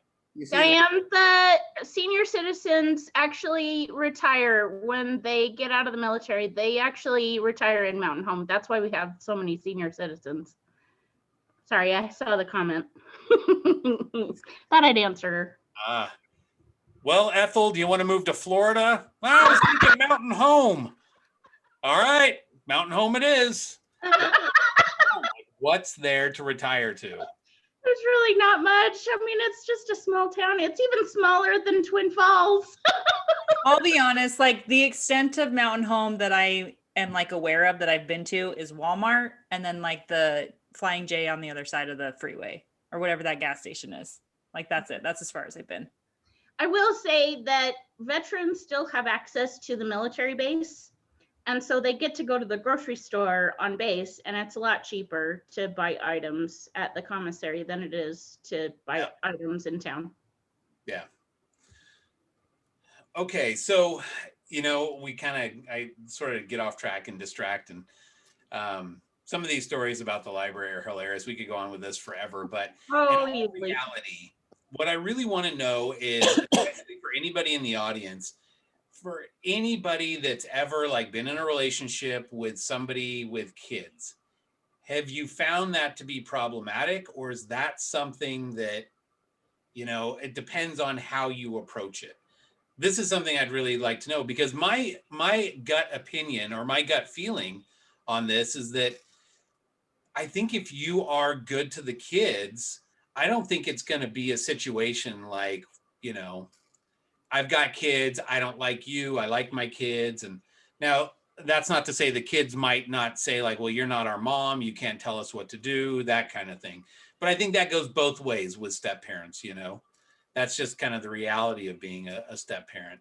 But I would not consider that something that would hold you back from finding somebody that's, a good spouse / eternal companion, however you want to look at it.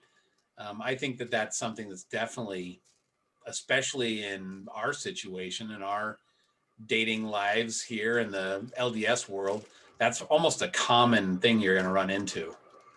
So if you're like, I don't want to date anybody with kids, your dating pool just went from this to like. No, I don't mind that at all. I don't mind that at all. In fact, I mean, at this point, I can't guarantee that I would have my own children. Yeah. So when I got married to my ex, she had 2 kids. When I met her, obviously she had those kids, and it was a new experience for me. And I saw in the comments that David Perone, he actually took on 4 kids. Oh, wow. So David, I'm just kind of curious on your side of things. Did you already have kids? I didn't have any kids when I took on my ex's. Oh, it was Joe. not David. I apologize. Joe. Yeah, I'm sorry. David Pavone. Yeah, Joe. Thank you.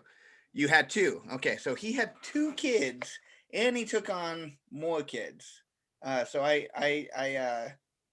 yeah, he's a better man than I am. Yeah, Eric, to answer your question, yeah, that's where the premise comes from. Kids will always come first. That's partly it. We've talked about this a little bit, about the kids coming first. There is a certain attitude of, yes, the kids have to come first, but on the flip side, the kids are going to be around for the next 15 years, and then after that, they're out. Right. Or less. So depending on how old the kids are, right? Or less, exactly. So at what point do you stop saying that the kids are first?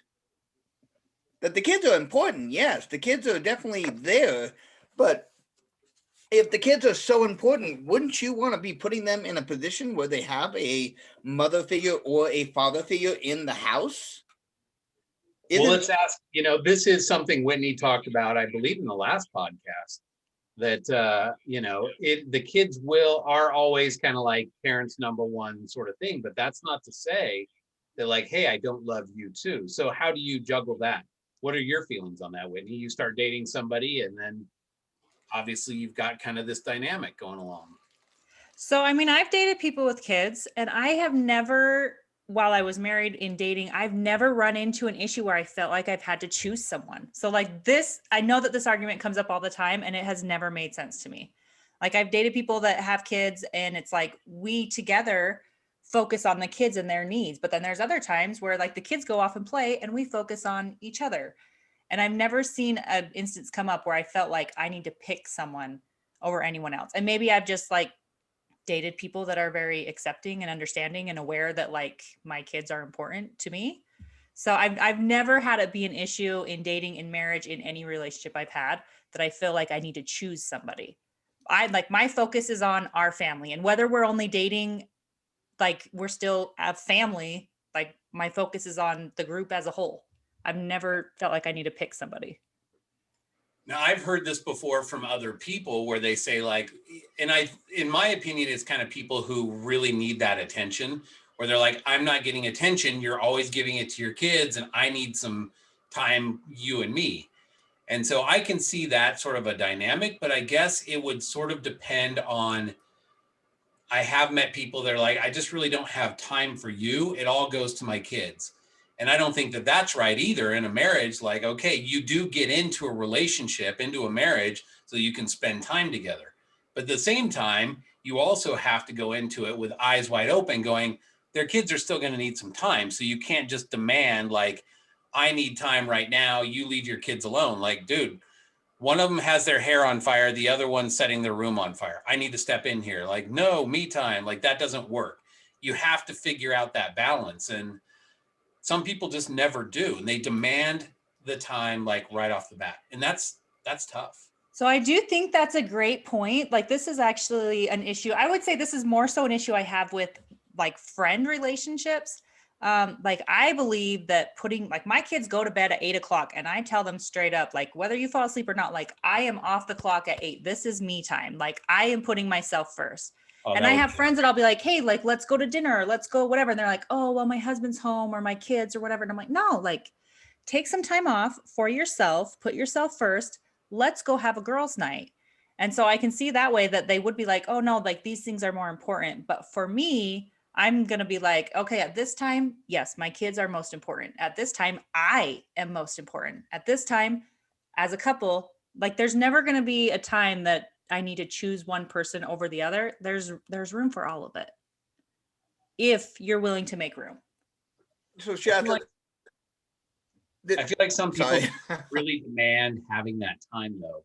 Like, I don't know if they just are kind of damaged and they're like, I need, like, you're supposed to fill something in me.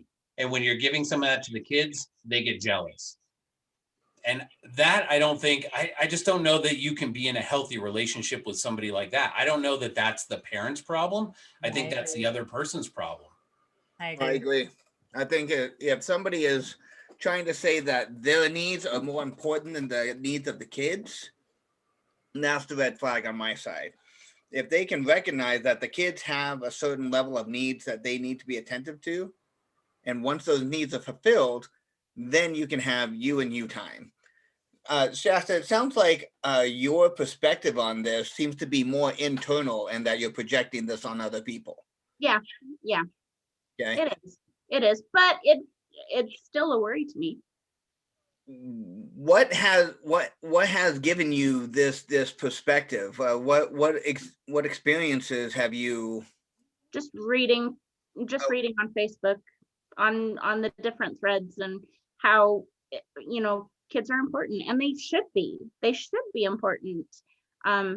Just seeing my brother take care of his two girls after a divorce, and how he would do anything for those girls. I want someone that loves their kids like that, but will still be able to open up for someone to be a part of that world as well. I think that is a genuine concern, like your feelings are valid, but I don't know that I feel like it's as big of an issue as you've made it to be for yourself. Like, I feel like that's a preference like anything else. Like, I've had somebody say that, hey, I didn't want to date you because you do have kids, and I was worried about like having to be a dad for them. Sure. But I feel like it's a lot smaller issue than it probably feels like to you. But I mean, it is still what you feel. And so it's and it may be just something that it'll take time to get over. Listen, I would let you come here and help me raise my kids in a home. In fact, like, if you just want them. That either. We need picking up another sister wife. I have put it out on Facebook before. I couldn't get any takers. I offered cash money and nobody would take it. Okay. I think we're kind of maybe oversimplifying this situation, though, because I have run into many couples who, on the flip side, the kids are the ones that are problematic and saying, like, I don't like the step parent or something like that. I've met couples before where they're like, look, don't get married if they've got kids, because that just adds problems to it. And once the kids are grown and out of the house, okay, now you can kind of spend some time together. But the kids sort of pit this game of like, you're not my mom, you're not my dad, I don't really want you there. And I have seen people get divorced over that. So I think Brian mentioned that as well. Nick and I know one person, I don't want to say their name on here, but I think that was kind of a problem. Their kids wanted to live somewhere else, and they're just like, all right, well, our kids want to live closer to their dad, and then the other person couldn't move, and it just became an issue. So how do you deal with that when the kids step in and say, all right, we're going to kind of go to war here because we don't like the new step parent?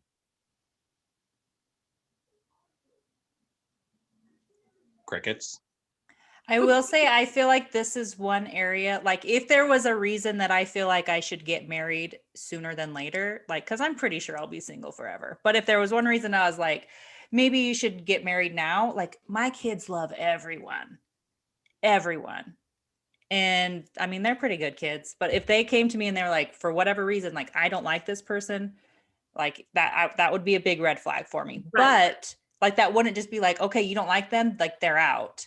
I feel like their feelings would need to be validated, but that's not just going to be like the end all be all.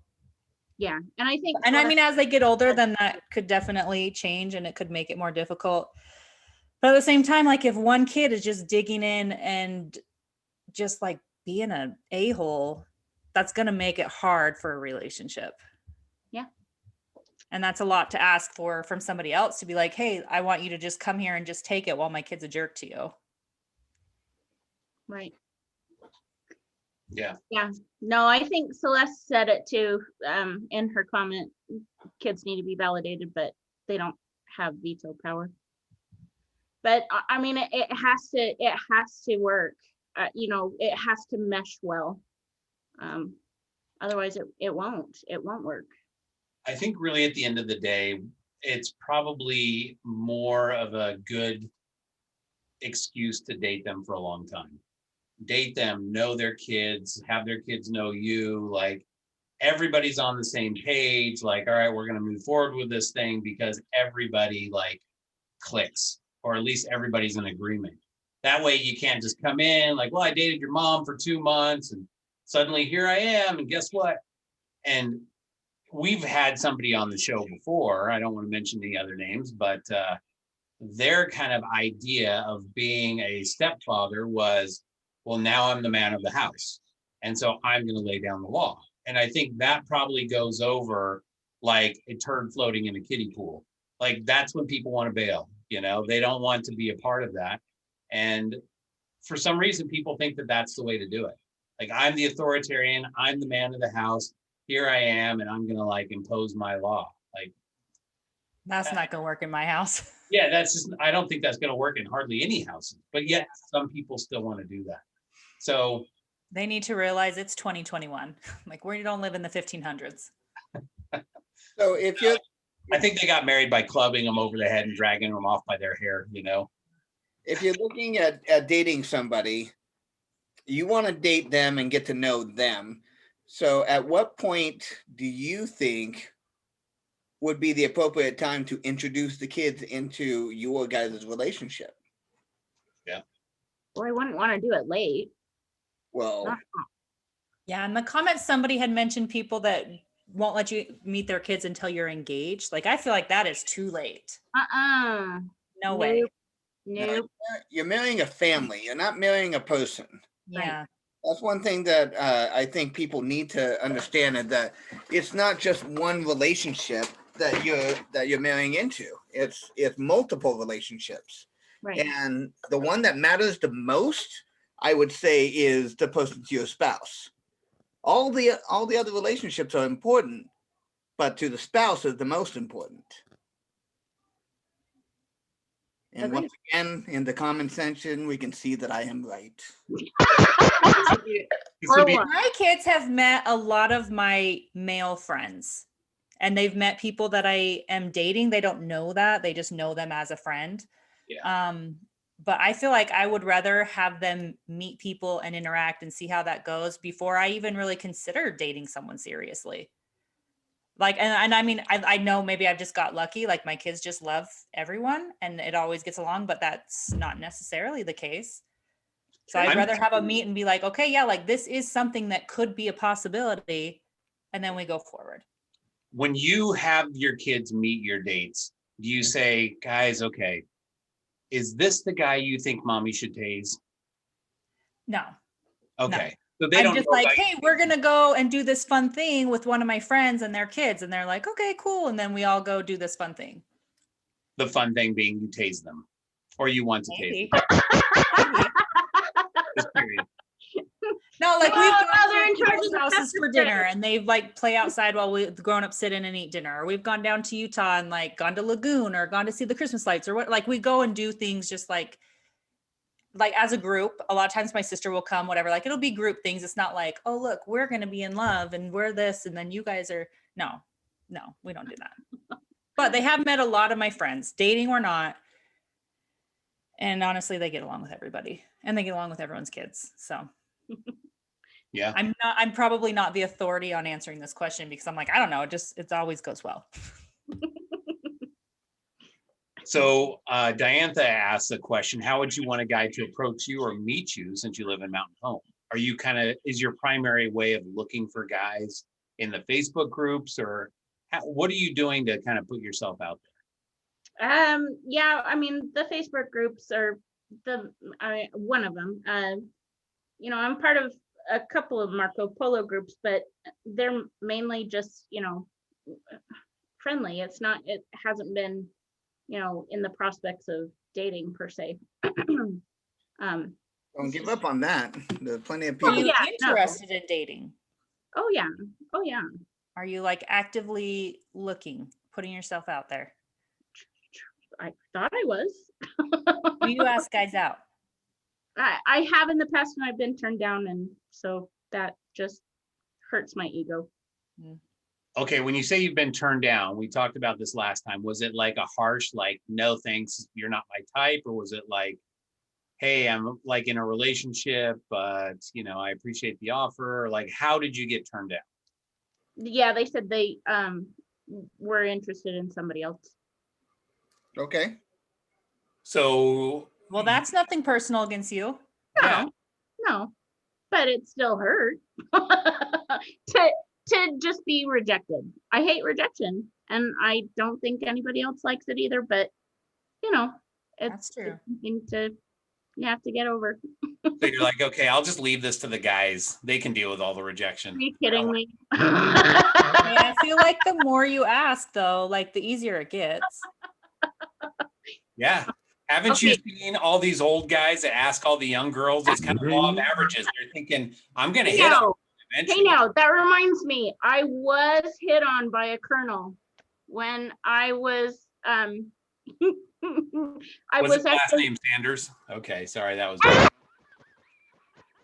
no, it was I was actually working at the daycare on the military base, and I was just in the grocery store, and a colonel was there, and yeah, he asked me out to dinner, and I said, I'm sorry, I'm married. But you would have done it otherwise, right? I was flattered. He's like, well, Let's see if I can get this off. Like, How well, my much money house you just got? burned down, so I think we're heading that way. Let me get the card. I'll talk to you soon. show me your bank statement and then we'll talk. No, I think it's just the fact that I was never one that got asked out in high school and college. I did the asking out.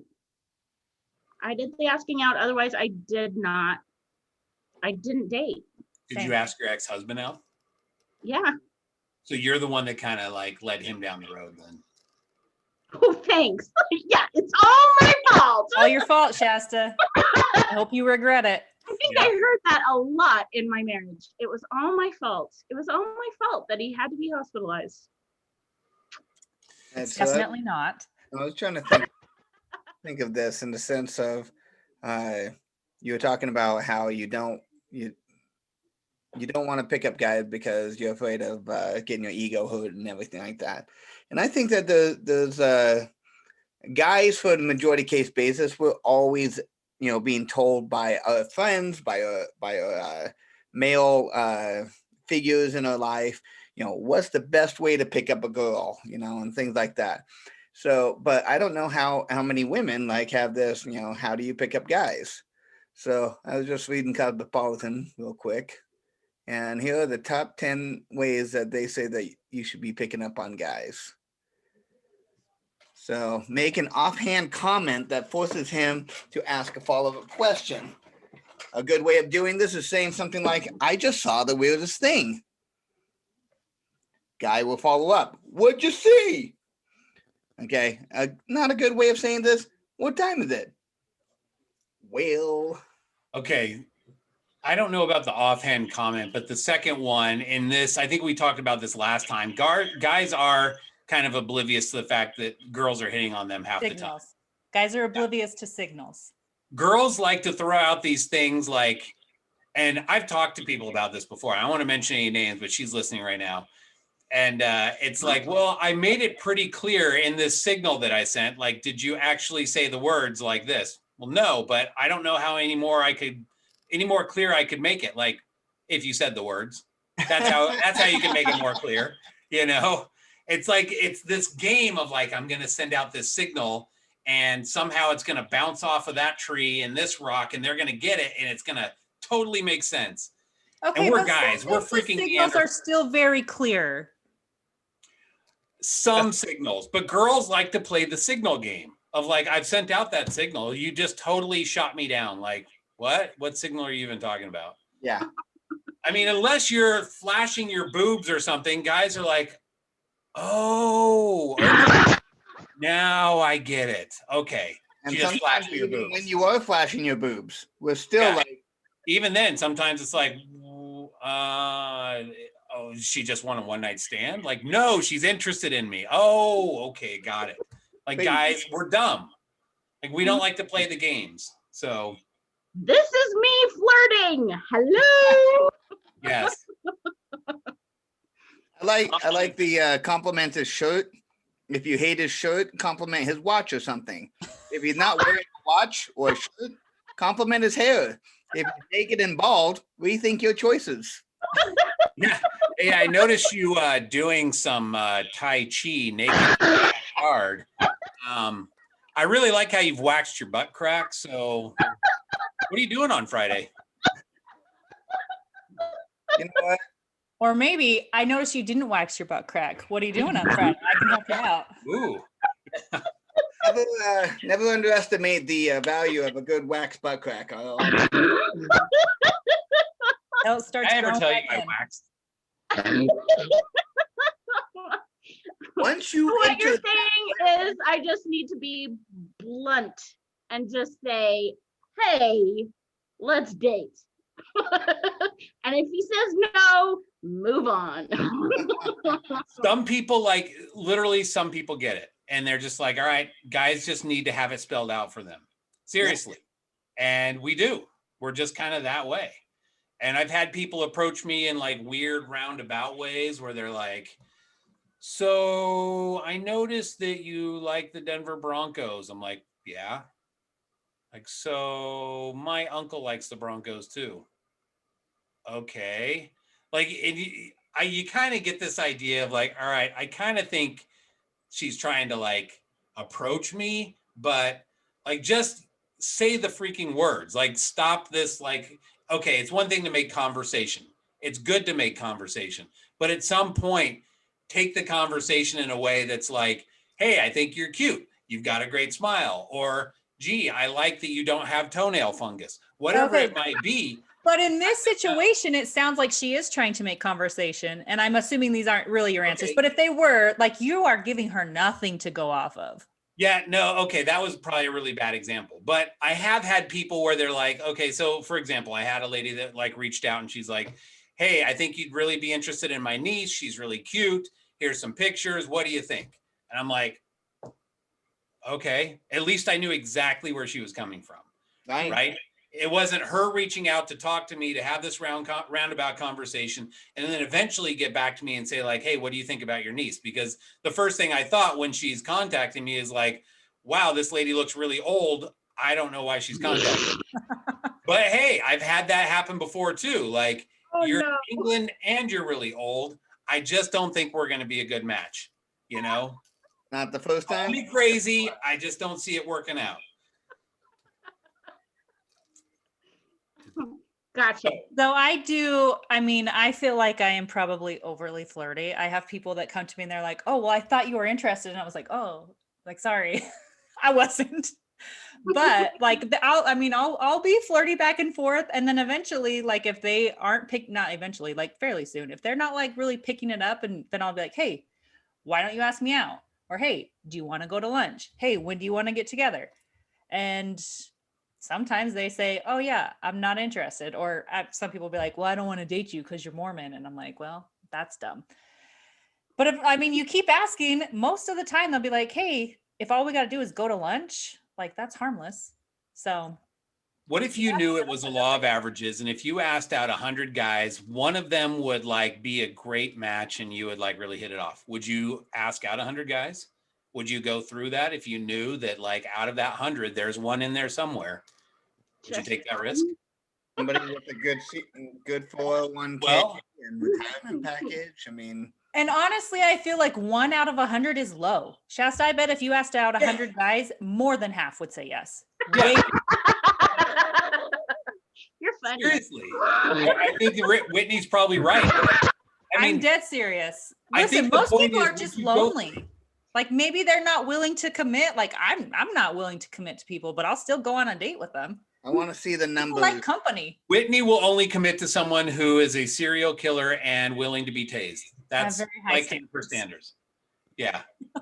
So, but the point is, you know, if you knew that you could get out there and, you know, have that experience and find somebody that way, would you jump through the painful hoops of asking those people out to find that person? If you knew, like somehow, obviously you don't know for certain, but Nobody ever knows. But if you knew the law of averages and like, all right, I've just got to do this to get to a good relationship, would you do it? It'll just have to be a yeah. Do it. Yeah. Yes. Yeah. Great answer. Shasta, this week you're gonna ask someone on a date. And Deal? then Ask them out. Yeah. we're gonna follow up with you on Wednesday to see You don't what have to go on the date, but this week Right, you but gotta ask at someone. least, yeah. I just asked someone on a date during this podcast. I got lunch tomorrow. Look at you go. The real question is, do you have to pay for it this time, Whitney? I do Oh! always offer to pay. Yeah, Whitney pays for most of her dates. So any of the Hey, guys, if they let me pay, then that's different, but I do always offer. I don't want there to be any expectations that I'm unwilling to fulfill. So now, by saying offer, there have been a few that you've shown up to that are like, oh, I forgot my wallet or something cheesy like that. that has happened. Oh, well, let me offer to pay instead, so you don't get like stuck doing dishes to try and cover the meal. Yeah. Yeah. I have a feeling that I'm being talked about again. I mean, are you here? Like, are you listening? It's more than a feeling. Remember when we talked about signals, Nick? There's those signals. Not on my phone asking people out on dates, if that's what you're asking. Yeah. Hey, if they say, yeah, I feel like sometime we should sit down and talk about this. And then I'm like, cool, you want to go to lunch tomorrow? And yes, cool. Yeah. Done. Easy. They're like, no, I was just thinking we'd sit down and talk about this, but I guess lunch is good. If you want to talk to me, you better be feeding me.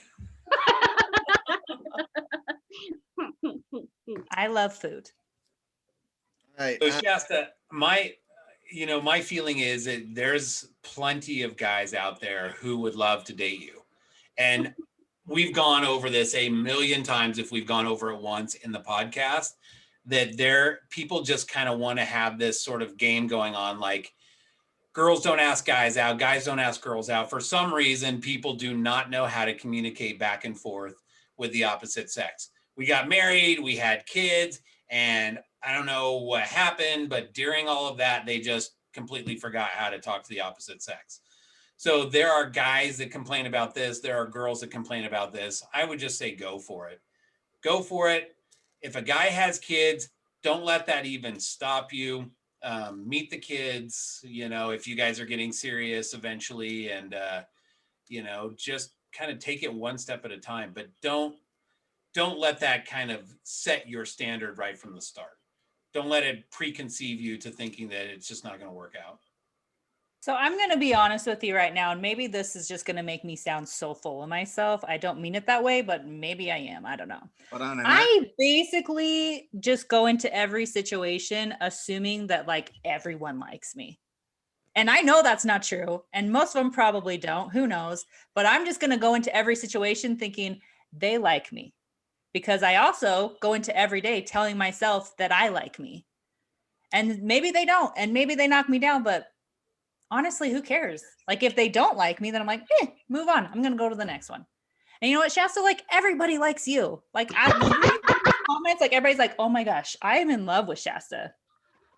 So if you just change your mindset and just assume that everyone likes you, most of the time, you're going to be right. Yeah, you're hot, Shasta. Oh, thanks. Appreciate it. The real situation is you want to find the right person, right? You want to feel like Heavenly Father is saying, Shasta, this is the guy for you. Yeah, right? and that may be another reason why I'm timid, is because I don't want another caregiving position. Man. Sounds like you need to date younger. Find someone to take care of you.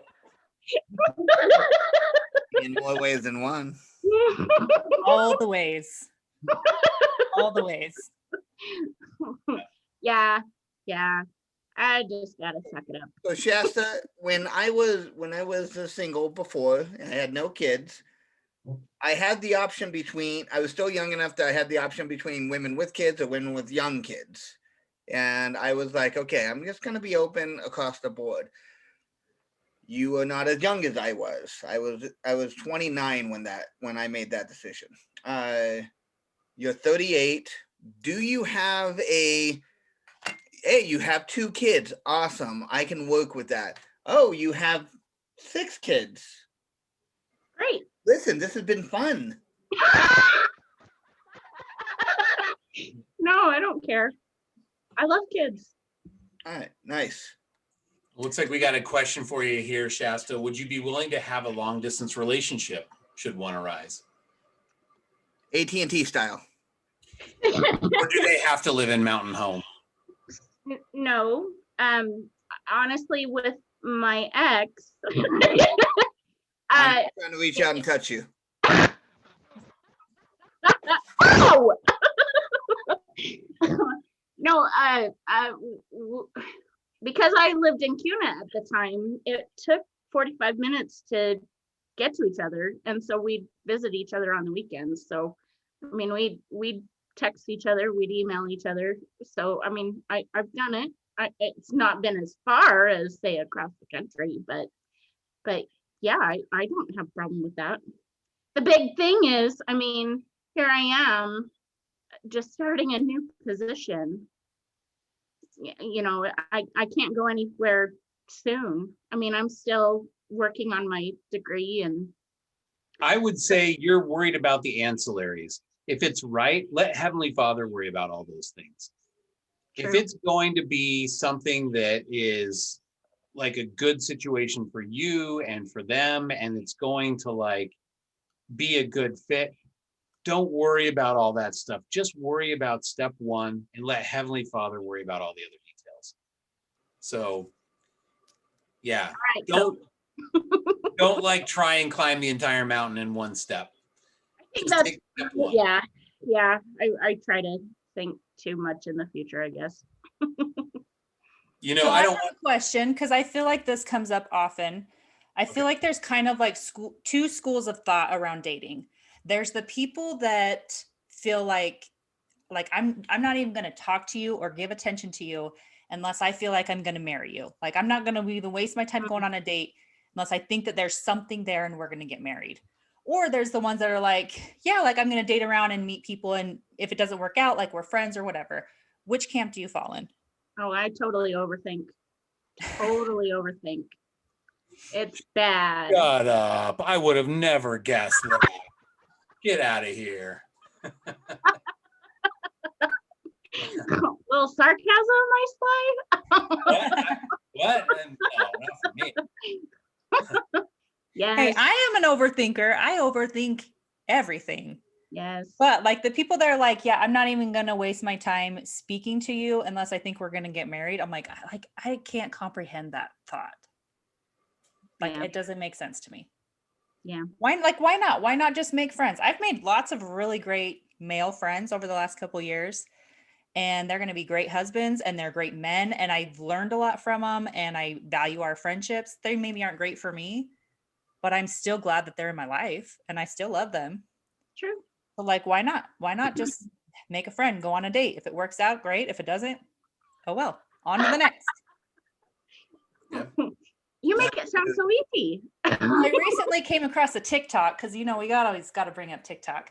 I'm a dating coach, and she was talking about what'd she say? A scarcity mindset versus what's the opposite of scarcity? I don't know. My brain's blanking.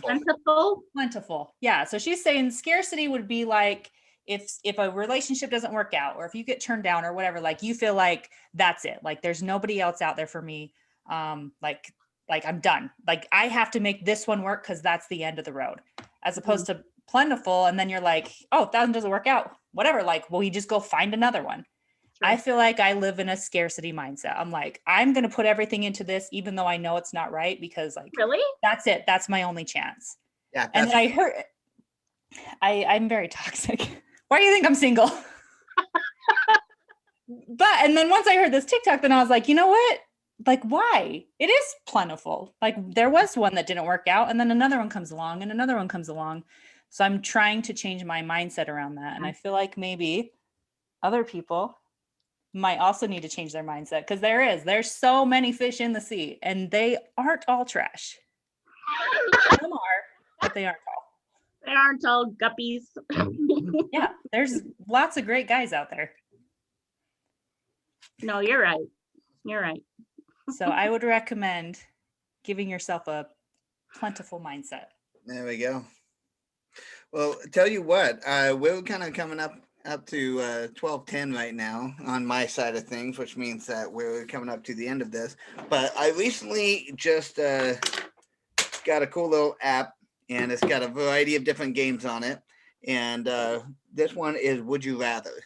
So I haven't dove into this app all that much, so I would like to give that a try here.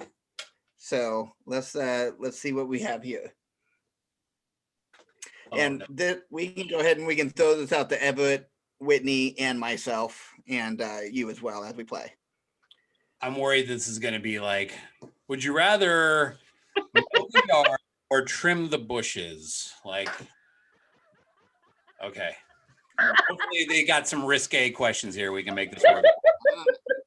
Would you rather play this game or beat yourself with a hammer? Oh, I'd rather play the game. I don't know. That's an easy one. Yeah, I don't think there's a filter, so. I also don't have a filter.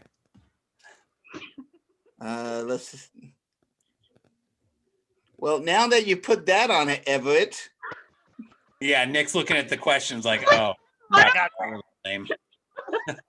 Would you rather pose nude for a class of art students or pose nude for a centerfold in a nude magazine? Oh, class students. Class students. Uh-huh. Have you done this? And at least it's art. And there's also less of a chance that my dad will see that. That too. If your dad comes to you, he's like, so Whitney, we need to talk. Like, I saw you as like Miss July. That's true. Like, I don't think he would ever mention it. That would like, just, why that would do you have that subscription? What are you doing looking at those magazines? He would never look at her in the eyes again. Yeah. Why does dad not look at me? They did this shot where it was like neck down and it was like really hot. And then they showed the face and I was like, oh. Face or body, never both. Rule number 1, never both. Yeah, until they turn the page and you're like, oh, one page is like body, the other page is face. That sucks. I could get a magazine like that. That'd be okay. It's all about personality, right? Sure. I don't think so. No, that's not how that works. Okay. Would you? This is actually an interesting one. Would you rather wear an expensive watch that doesn't tell time, or a cheap watch that functions great? Why is that an interesting one? That's tragically lame. It has to do with vanity. Are you just wearing a How fake vain are you, watch? Shasta? I have a watch that tells time. Done. How do you feel about high maintenance? Overrated. I don't even like heels. I've seen x-rays of what it does to women's feet, and no. But have you seen what it does for women's butts? Worth it. Okay, if you're not high maintenance and you're not into that sort of thing, the real question is, on your honeymoon, lingerie or no lingerie? It's up to him. I'm good either way. Okay, but let's just say that you want to kind of like put on the show. You don't want him to necessarily have to walk you through everything. Are you going to be the one that's going to sport it on him? Would you pop it out and be like, all right, I got a little surprise for you? Because it's not always fun when it's like, hey, honey, can you go like surprise me in this way? Then you're like, well, it's not really a surprise that way. Well, yeah, that's true. No, I'd surprise him. I would. Okay. Would you rather die 10 years before your time, but be allowed to haunt those that hurt you and Yes. Yes. Yes. Or would you I rather don't care what the other one is. Yes. Yes, I want to hunt them. I don't know if you know how to play this game. Shasta suddenly seems a little vengeful. I don't care what it is. I am coming for you. Would you rather spend a day with Martin Luther King or Bob Marley? Martin Luther. Why? I like how he thinks. Interesting. Have you read his works? Mm-hmm. What do you like best?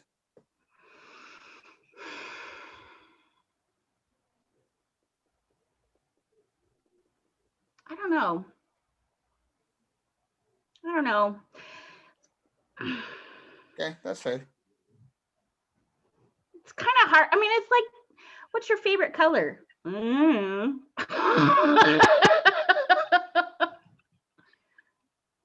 Yeah, I don't care about what your favorite color is. White. That's gonna be What? That's right.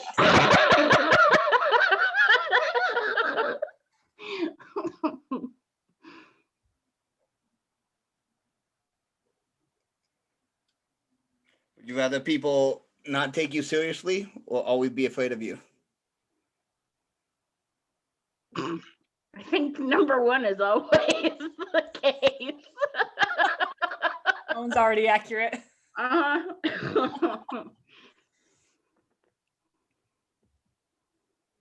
No, I like these questions. They tell me a little bit more about your thought process.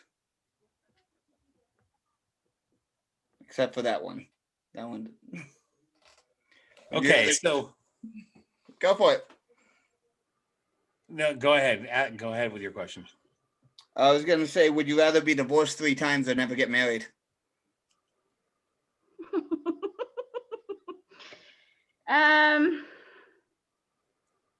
I mean, probably divorced 3 times. Really? I think Yeah. I'd rather not be married. That Really? feels like a lot less trauma.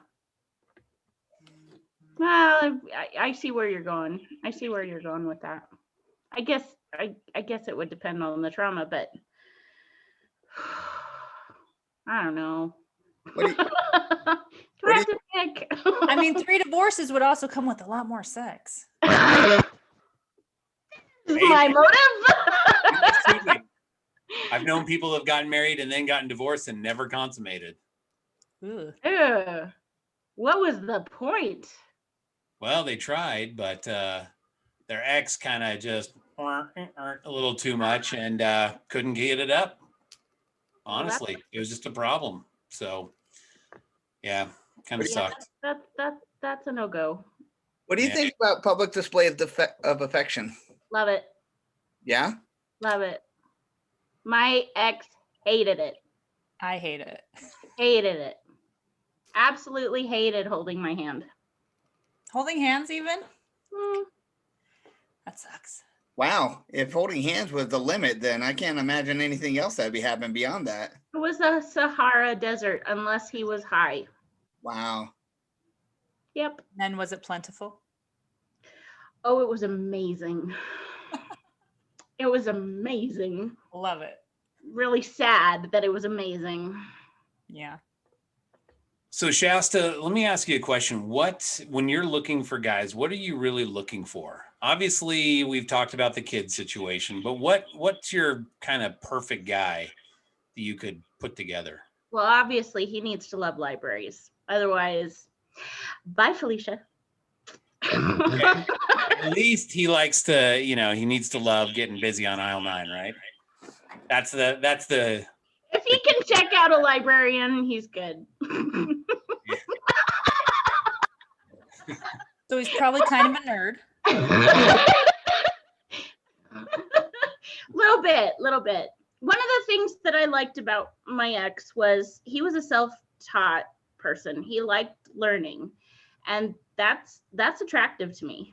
If you are always trying to improve yourself, it doesn't matter if it's, it doesn't matter if you're, trying to read biographies or read history or if you're trying to learn how to fix your sink, I mean, that's attractive if you can be self-taught. I like that. I like that a lot. So you're looking for somebody with brains, right? Like intelligence is sexy to you. Heck yeah. You're a sapiosexual. Well, yeah. Intellectual and likes to get it on. So a horny intellectual. Gotcha. But honestly, up at the very top, he's got to love God more than me. I thought that's what I was marrying when I married my ex, and boy, I was wrong. I was so wrong. So you're looking for somebody who is a worthy priesthood holder, or does it matter if they're in the church, if they are strong Catholic or Baptist or whatever? Because I spent so many years going to church by myself, I have to set a limit there. I gotta have somebody that is on the same wavelength as me about going to the Church of Jesus Christ of Latter-day Saints. Okay. Straight up. That's fair. I mean, I think that that's a definite fair qualification. What about somebody who is just coming back to the church? Somebody who's maybe working their way back and not ready to go to the temple or something like that. Would you be okay with that? It would definitely be long-term dating. Okay, so you would date. I would take my time for sure. I would hope you'd take your time anyways. But well, yeah, obviously, but so the seriousness wouldn't happen until after they were baptized again. Right. Okay. And you would probably want to know that they're doing it for their own reasons and not for you, I would imagine. Absolutely. Yeah. In that case, would you not date them until they got baptized? Like if they know that you have that thought process, would you make the choice of not dating them to take you out of the equation? Yeah, I want them to do it for them and not for me. So yes, I would hesitate. Okay. Yeah.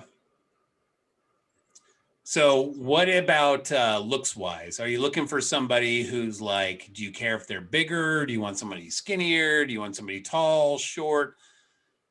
What's your preference? Well, growing up, I always had a thing for blondes. I don't know what it was, because my ex wasn't blonde. He was brown hair. He was taller than me. I would have a thing for redheads. Ooh. Nick, do you want to go on a virtual date? Yeah, you do. Yes.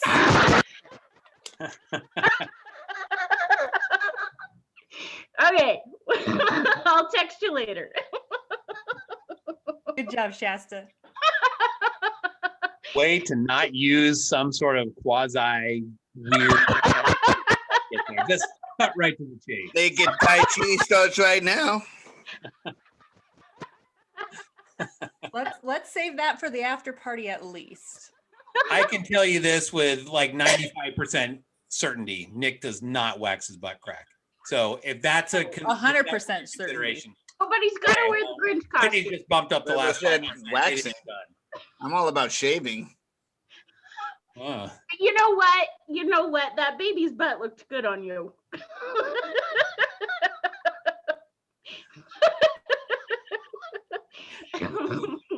Tweezing your butt crack. Yeah, that would hurt. That would hurt. I don't know. Maybe Nick's into that sort of thing. It hurts so good. You just pluck one of those suckers. You like pain, Nick? What do they say? Love hurts. Some people like to spank, others like to tweeze. Spanking, not kinky. Tweezing, that sounds a little kinky. That's right. Sounds a little out there. So you're looking for a worthy priesthood holder, hopefully, or somebody definitely on that path of their own accord, who is intelligent. But you said that your ex was taller than you. I'm taking it he wasn't like tremendously taller than you from. No, in fact, when I did wear any kind of heel, like I didn't go like 3-inch heel, but anytime I wore something that made me taller, he didn't care for that at all. How tall are Okay, you, Shasta? Yeah. 5'6". Okay. How And tall? how tall was he? 6 foot. Wait. That the math doesn't add up here. So were you wearing wore 6 3-inch heels. heels? You're 5'6", and you're suddenly taller than a 6 foot tall guy. Well, Are no, you sure you're not 3 he foot might tall? have been actually. He might have been 9'5" actually. She's wearing like platform shoes, is what she's telling me. With heels. No, even when I didn't even reach his height, and he didn't care for that at all. And it had to do where my head was, as far as his level. He just liked where my height was. Yeah. Weird. So what about a guy that's shorter than you? Yeah, no, that's gross. I don't like those. Nope. I don't know with the light Slipper heels right there. You got good lingerie with that. I'm just saying. It gets in the way though. Okay, listen, I'm gonna be honest. I do own some shoes, not like that extreme, but pretty close, and they look dang good on me. They look real good. Yeah. If you get the right combo of those, I mean, that's not a we're gonna go out on the town type of shoe. That's a like we're gonna use this for special occasion type of shoes. Honestly, I look at that and I go, "Oh, that's gonna break my ankle." Well, if you look at everything at a negative light, you only get a negative reaction. You gotta have a positive. I'm a klutz. I know. I know. Your Mindset around that and think, okay, that's gonna break my back. Yeah, that's like saying I don't want to wear lingerie because boy, it's sure drafty. I wouldn't want to be cold. Like what? Why would somebody want to wear something like that that doesn't even cover everything? Just put a coat on, for crying out loud. Like, no. You're missing the point here. Literally the point. Gonna catch a cold. So, okay, a shorter guy, could you do it? Nope, not with that sigh. Yeah, no. That Okay, was a yes or no question, not a. All right, this maybe let's clarify here. So we're going to baby step into this one. What if they're slightly shorter versus Slightly somebody shorter, who's I could handle slightly shorter. so like a 5'5" guy or If something? their height is just looking at my boobs and not my face, we got a problem. Yeah, If your height is just looking at your boobs, They're doing that either way. like a medical problem.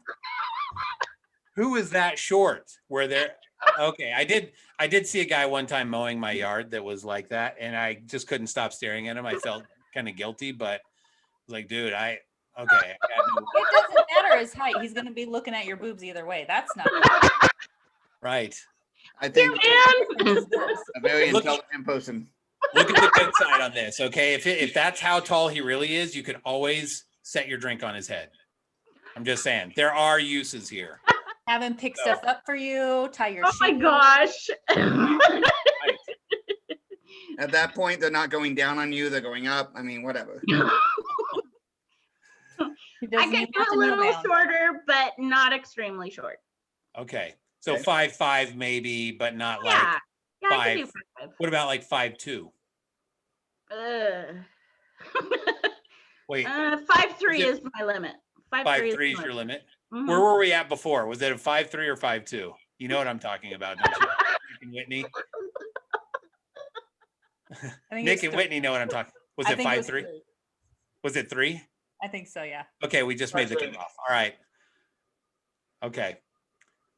Just curious. I'm just wondering. So, but preferably taller, right? Preferably. Okay. I think most girls want to have that feeling of like, this guy's taller. They can kind of protect me and wrap their arms around me and all that sort of thing. Yep. Are we going like chest size? Like how big that, the guy is? If I can wrap my arms around him, we're good. Okay. So you don't want a bigger guy. What if you can wrap your arms around like twice? Twice. Ichabod Not like Crane. really twice, but Think about Ichabod Crane. Oh, like a beanpole. Yeah, Kind like of. big nose, beanpole, that type of deal. Yeah, I don't mind that. Honestly, when it comes to figure, I'm more concerned about their health. Like my best friend, she has cystic fibrosis, but I mean, she looks as healthy as anyone, and so it's deceiving that way. So I'm more worried about, am I going to have them for a long haul, or do I you're get worried, are you going to have to take care of them? Yeah, that's what I'm hearing. Yep. bingo? So that's a big deal for you. I mean, It really and rightly so. I don't want somebody that's got like a bunch of health issues. I recognize that everybody's going to have health issues in one way, shape, or form. That's just our bodies giving out on us as we age and we become older. And what we did when we were 20 doesn't really sit well with our bodies anymore. So where is your line? I mean, you need to be healthy now, and we'll see what comes. Or if you've got like ADD, or if you've got like no, I see what you're saying. whatever it is. I mean, where is your line? My line is, are they willing to work on their health? If they're not willing to work on their health, I can't give up my life just to care for them when they get to the point where they can't take care of themselves. I just can't. It makes sense. So is it more about taking care of themselves, or do you want to just get a little frisky in the bedroom and you want to make sure you speed with it? I mean, let's be honest here. Damn it. Oh man, I know we just got married today, but I am totally pooped and my cystic fibrosis is killing me. So you mind if I just go to sleep on this one? Oh my no, gosh. take your freaking pants off. We just got married. The very least, just Oh, lay there man. and let me do the work. Right. Oh man. I get what you're saying though. It's exhausting always taking care of other people. You want someone to come in and be a partner and give back and forth, take care of you sometimes, and not just like take on another burden, which I feel like you're totally justified in that, 100%. Yep. Pretty much. So have you found any guys that you were like, okay, I'm kind of crushing on this guy, but you're sort of staying silent? Is there anybody that you kind of have your eye on that you've been kind of following through this whole thing that you're just like, all right, I'm your secret stalker? I have to admit, there's some really good guys, but I don't think they want to. Well, then stop thinking. Then stop thinking. You don't know. You don't know. You don't know. No, I know. I don't know. But they're not. Don't think their thoughts for them. Yeah. This just goes like in the old business sense. When you have a business, there is a saying that says, do not spend the customer's money for them. Yep. And a lot of people will start thinking, gosh, it's too expensive. I'm pricing it too high. Don't spend their money for them. Let them make that choice. Right. Yeah. So whether you say you can or you say you can't, you're right. If you say that I can't date this person, all right, you've just basically eliminated yourself from contention. If you say you can, like, dude, I got swagger, I can do it. Go for it. Give it a shot. If they shoot you down, you know what? They're not the right person for you. Go to the next. Yeah. You will find that right person that you're like, you want to feel lucky. You want to feel like, I just found somebody that makes me feel like $1 million. And I want to spend the rest of my life with them. I literally want to give every part of me to that person. And that's where I want to like focus all my energies. But don't be so hung up on like one rejection or two rejections. You're not going to find that. It's like asking to hit a home run every single time. You're not going to. Just keep swinging. Well, and I know there was a comment earlier on, somebody had mentioned if all the girls are scared of being rejected and all the guys are scared of being rejected, like, then nobody's going to ever do anything. At some point, people just kind of got to get over it and put yourself out there. Like, the guys are just as scared as you are, so just do it. Yeah. Yeah. Yeah. I am proud of you for asking Nick on a date. First step done. And it I was caught the hints. it was And I have Maybe we anything should do going like a on. double virtual date here coming up. That would be, yeah. I'll record it. But yes, Everett, there are some guys that I am crushing on. and you're gonna put yourself out there. Yes, I will put myself out there. Good. And if you get rejected, what are you going to do? Move on. Keep Very going. Don't stop. Yeah, it has nothing to do with you. Yeah. The rejection never has anything to do with you. That's one thing that as guys we have to come to terms and come to accept. It's timing, it's everything, but it's not you. Yeah. So I do often, I wouldn't say every time, but oftentimes once like a situationship kind of runs its course, I'll ask people, be like, hey, like, why didn't this work out? What did I do? What did I do wrong? What could I have done differently? Why didn't this go anywhere? And 9 times out of 10, like it's not things to do with me. And maybe they would have like some notes for me personally. And I'm like, yeah, like I already knew those things. But most of the time then they're like, oh yeah, it was because of like this thing with myself, my own insecurity. Like everyone is so wrapped up in their own brain and their own lives. They don't really look outward. Like it's not you. Most of the time it's not you.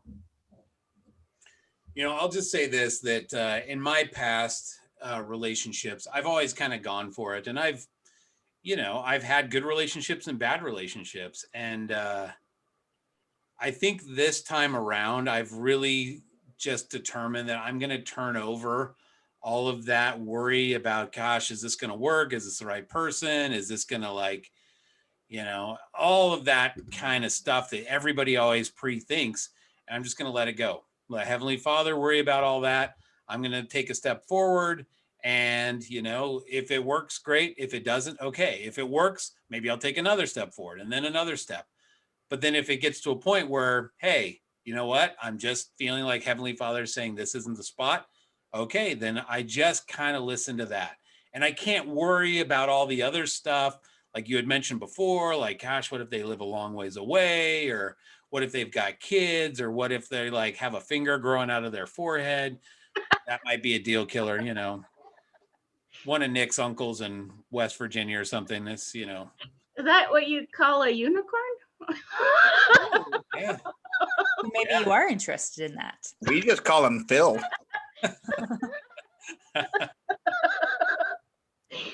Yeah. Nick's got a lot of interesting uncles.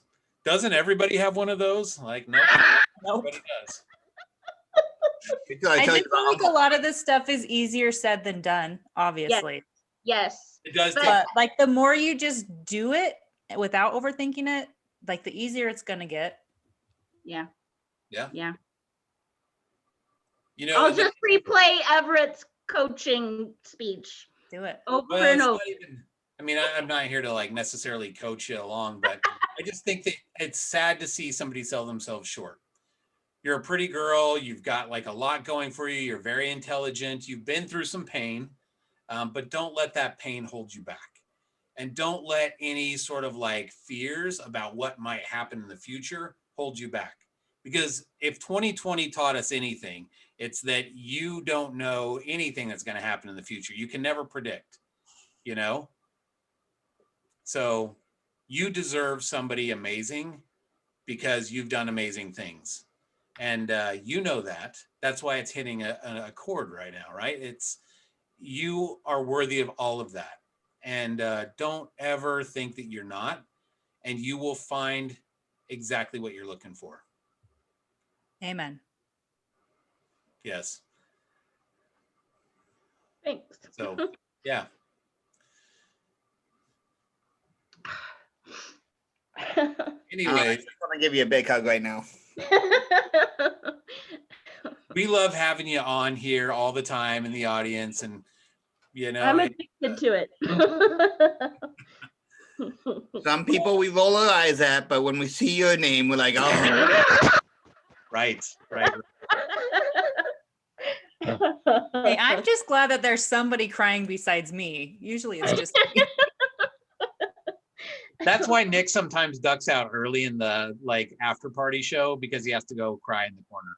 He's like, I gotta go to sleep. Yeah. He cuddles up with his like blankie and like a stuffed animal. I've got my crying lion There right. it is. Hey, feel those emotions. Let them pass through you. It's healthy. You guys thought I was joking. There's the stuffed animal proof right there. Scared me. But when I really need to talk about my feelings, then Oh man. Talk to yourself. Actually, that's how Nick approaches girls. He puts on. True. It helps him separate. That way he doesn't feel so rejected. He's like, well, they just rejected the puppet, not me, so their loss, I mean, you're gonna get more rejections if you're using a puppet. I knew I was missing something. I need a puppet. this is what a wait. virtual date is gonna look like. Wait, When this Nick is says he's going to go actually spank the crazy. monkey, now you know who he's really hitting. You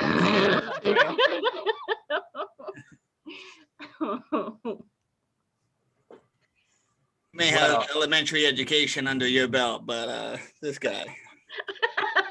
Right. Is elementary. Yep.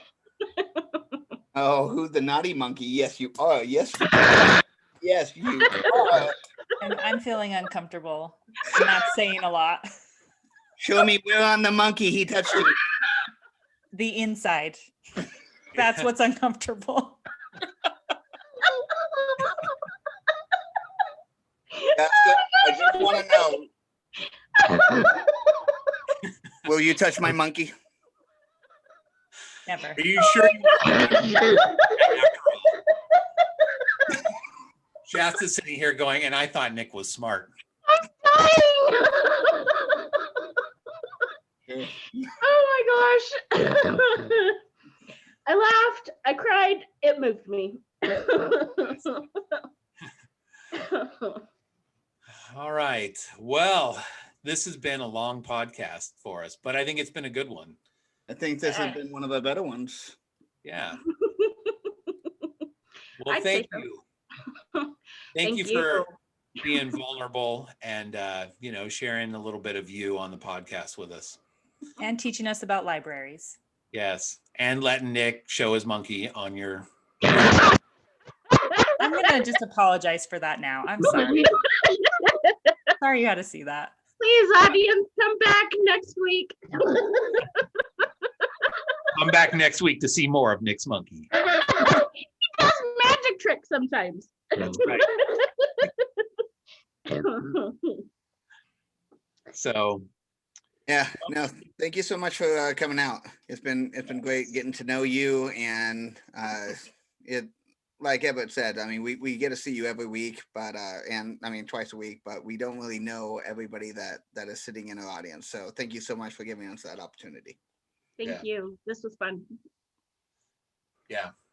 And we want to hear a full report on how these things are going with you. So Yes. You I need will to check report. back in. Tell us about your date with Nick. Tell us who else you asked out. that's right. I Tell us will. about your rejections and how you just moved on and like through them. You don't have to We don't tell us care. about Nick's monkey though. We're good on Don't that. tell us about that. I don't want intimate details. Yep. Good. Glad. Right. All right. Well, this has been a recording of the Flameless Fireside, January 11th with Shasta. Shasta, again, thank you so much.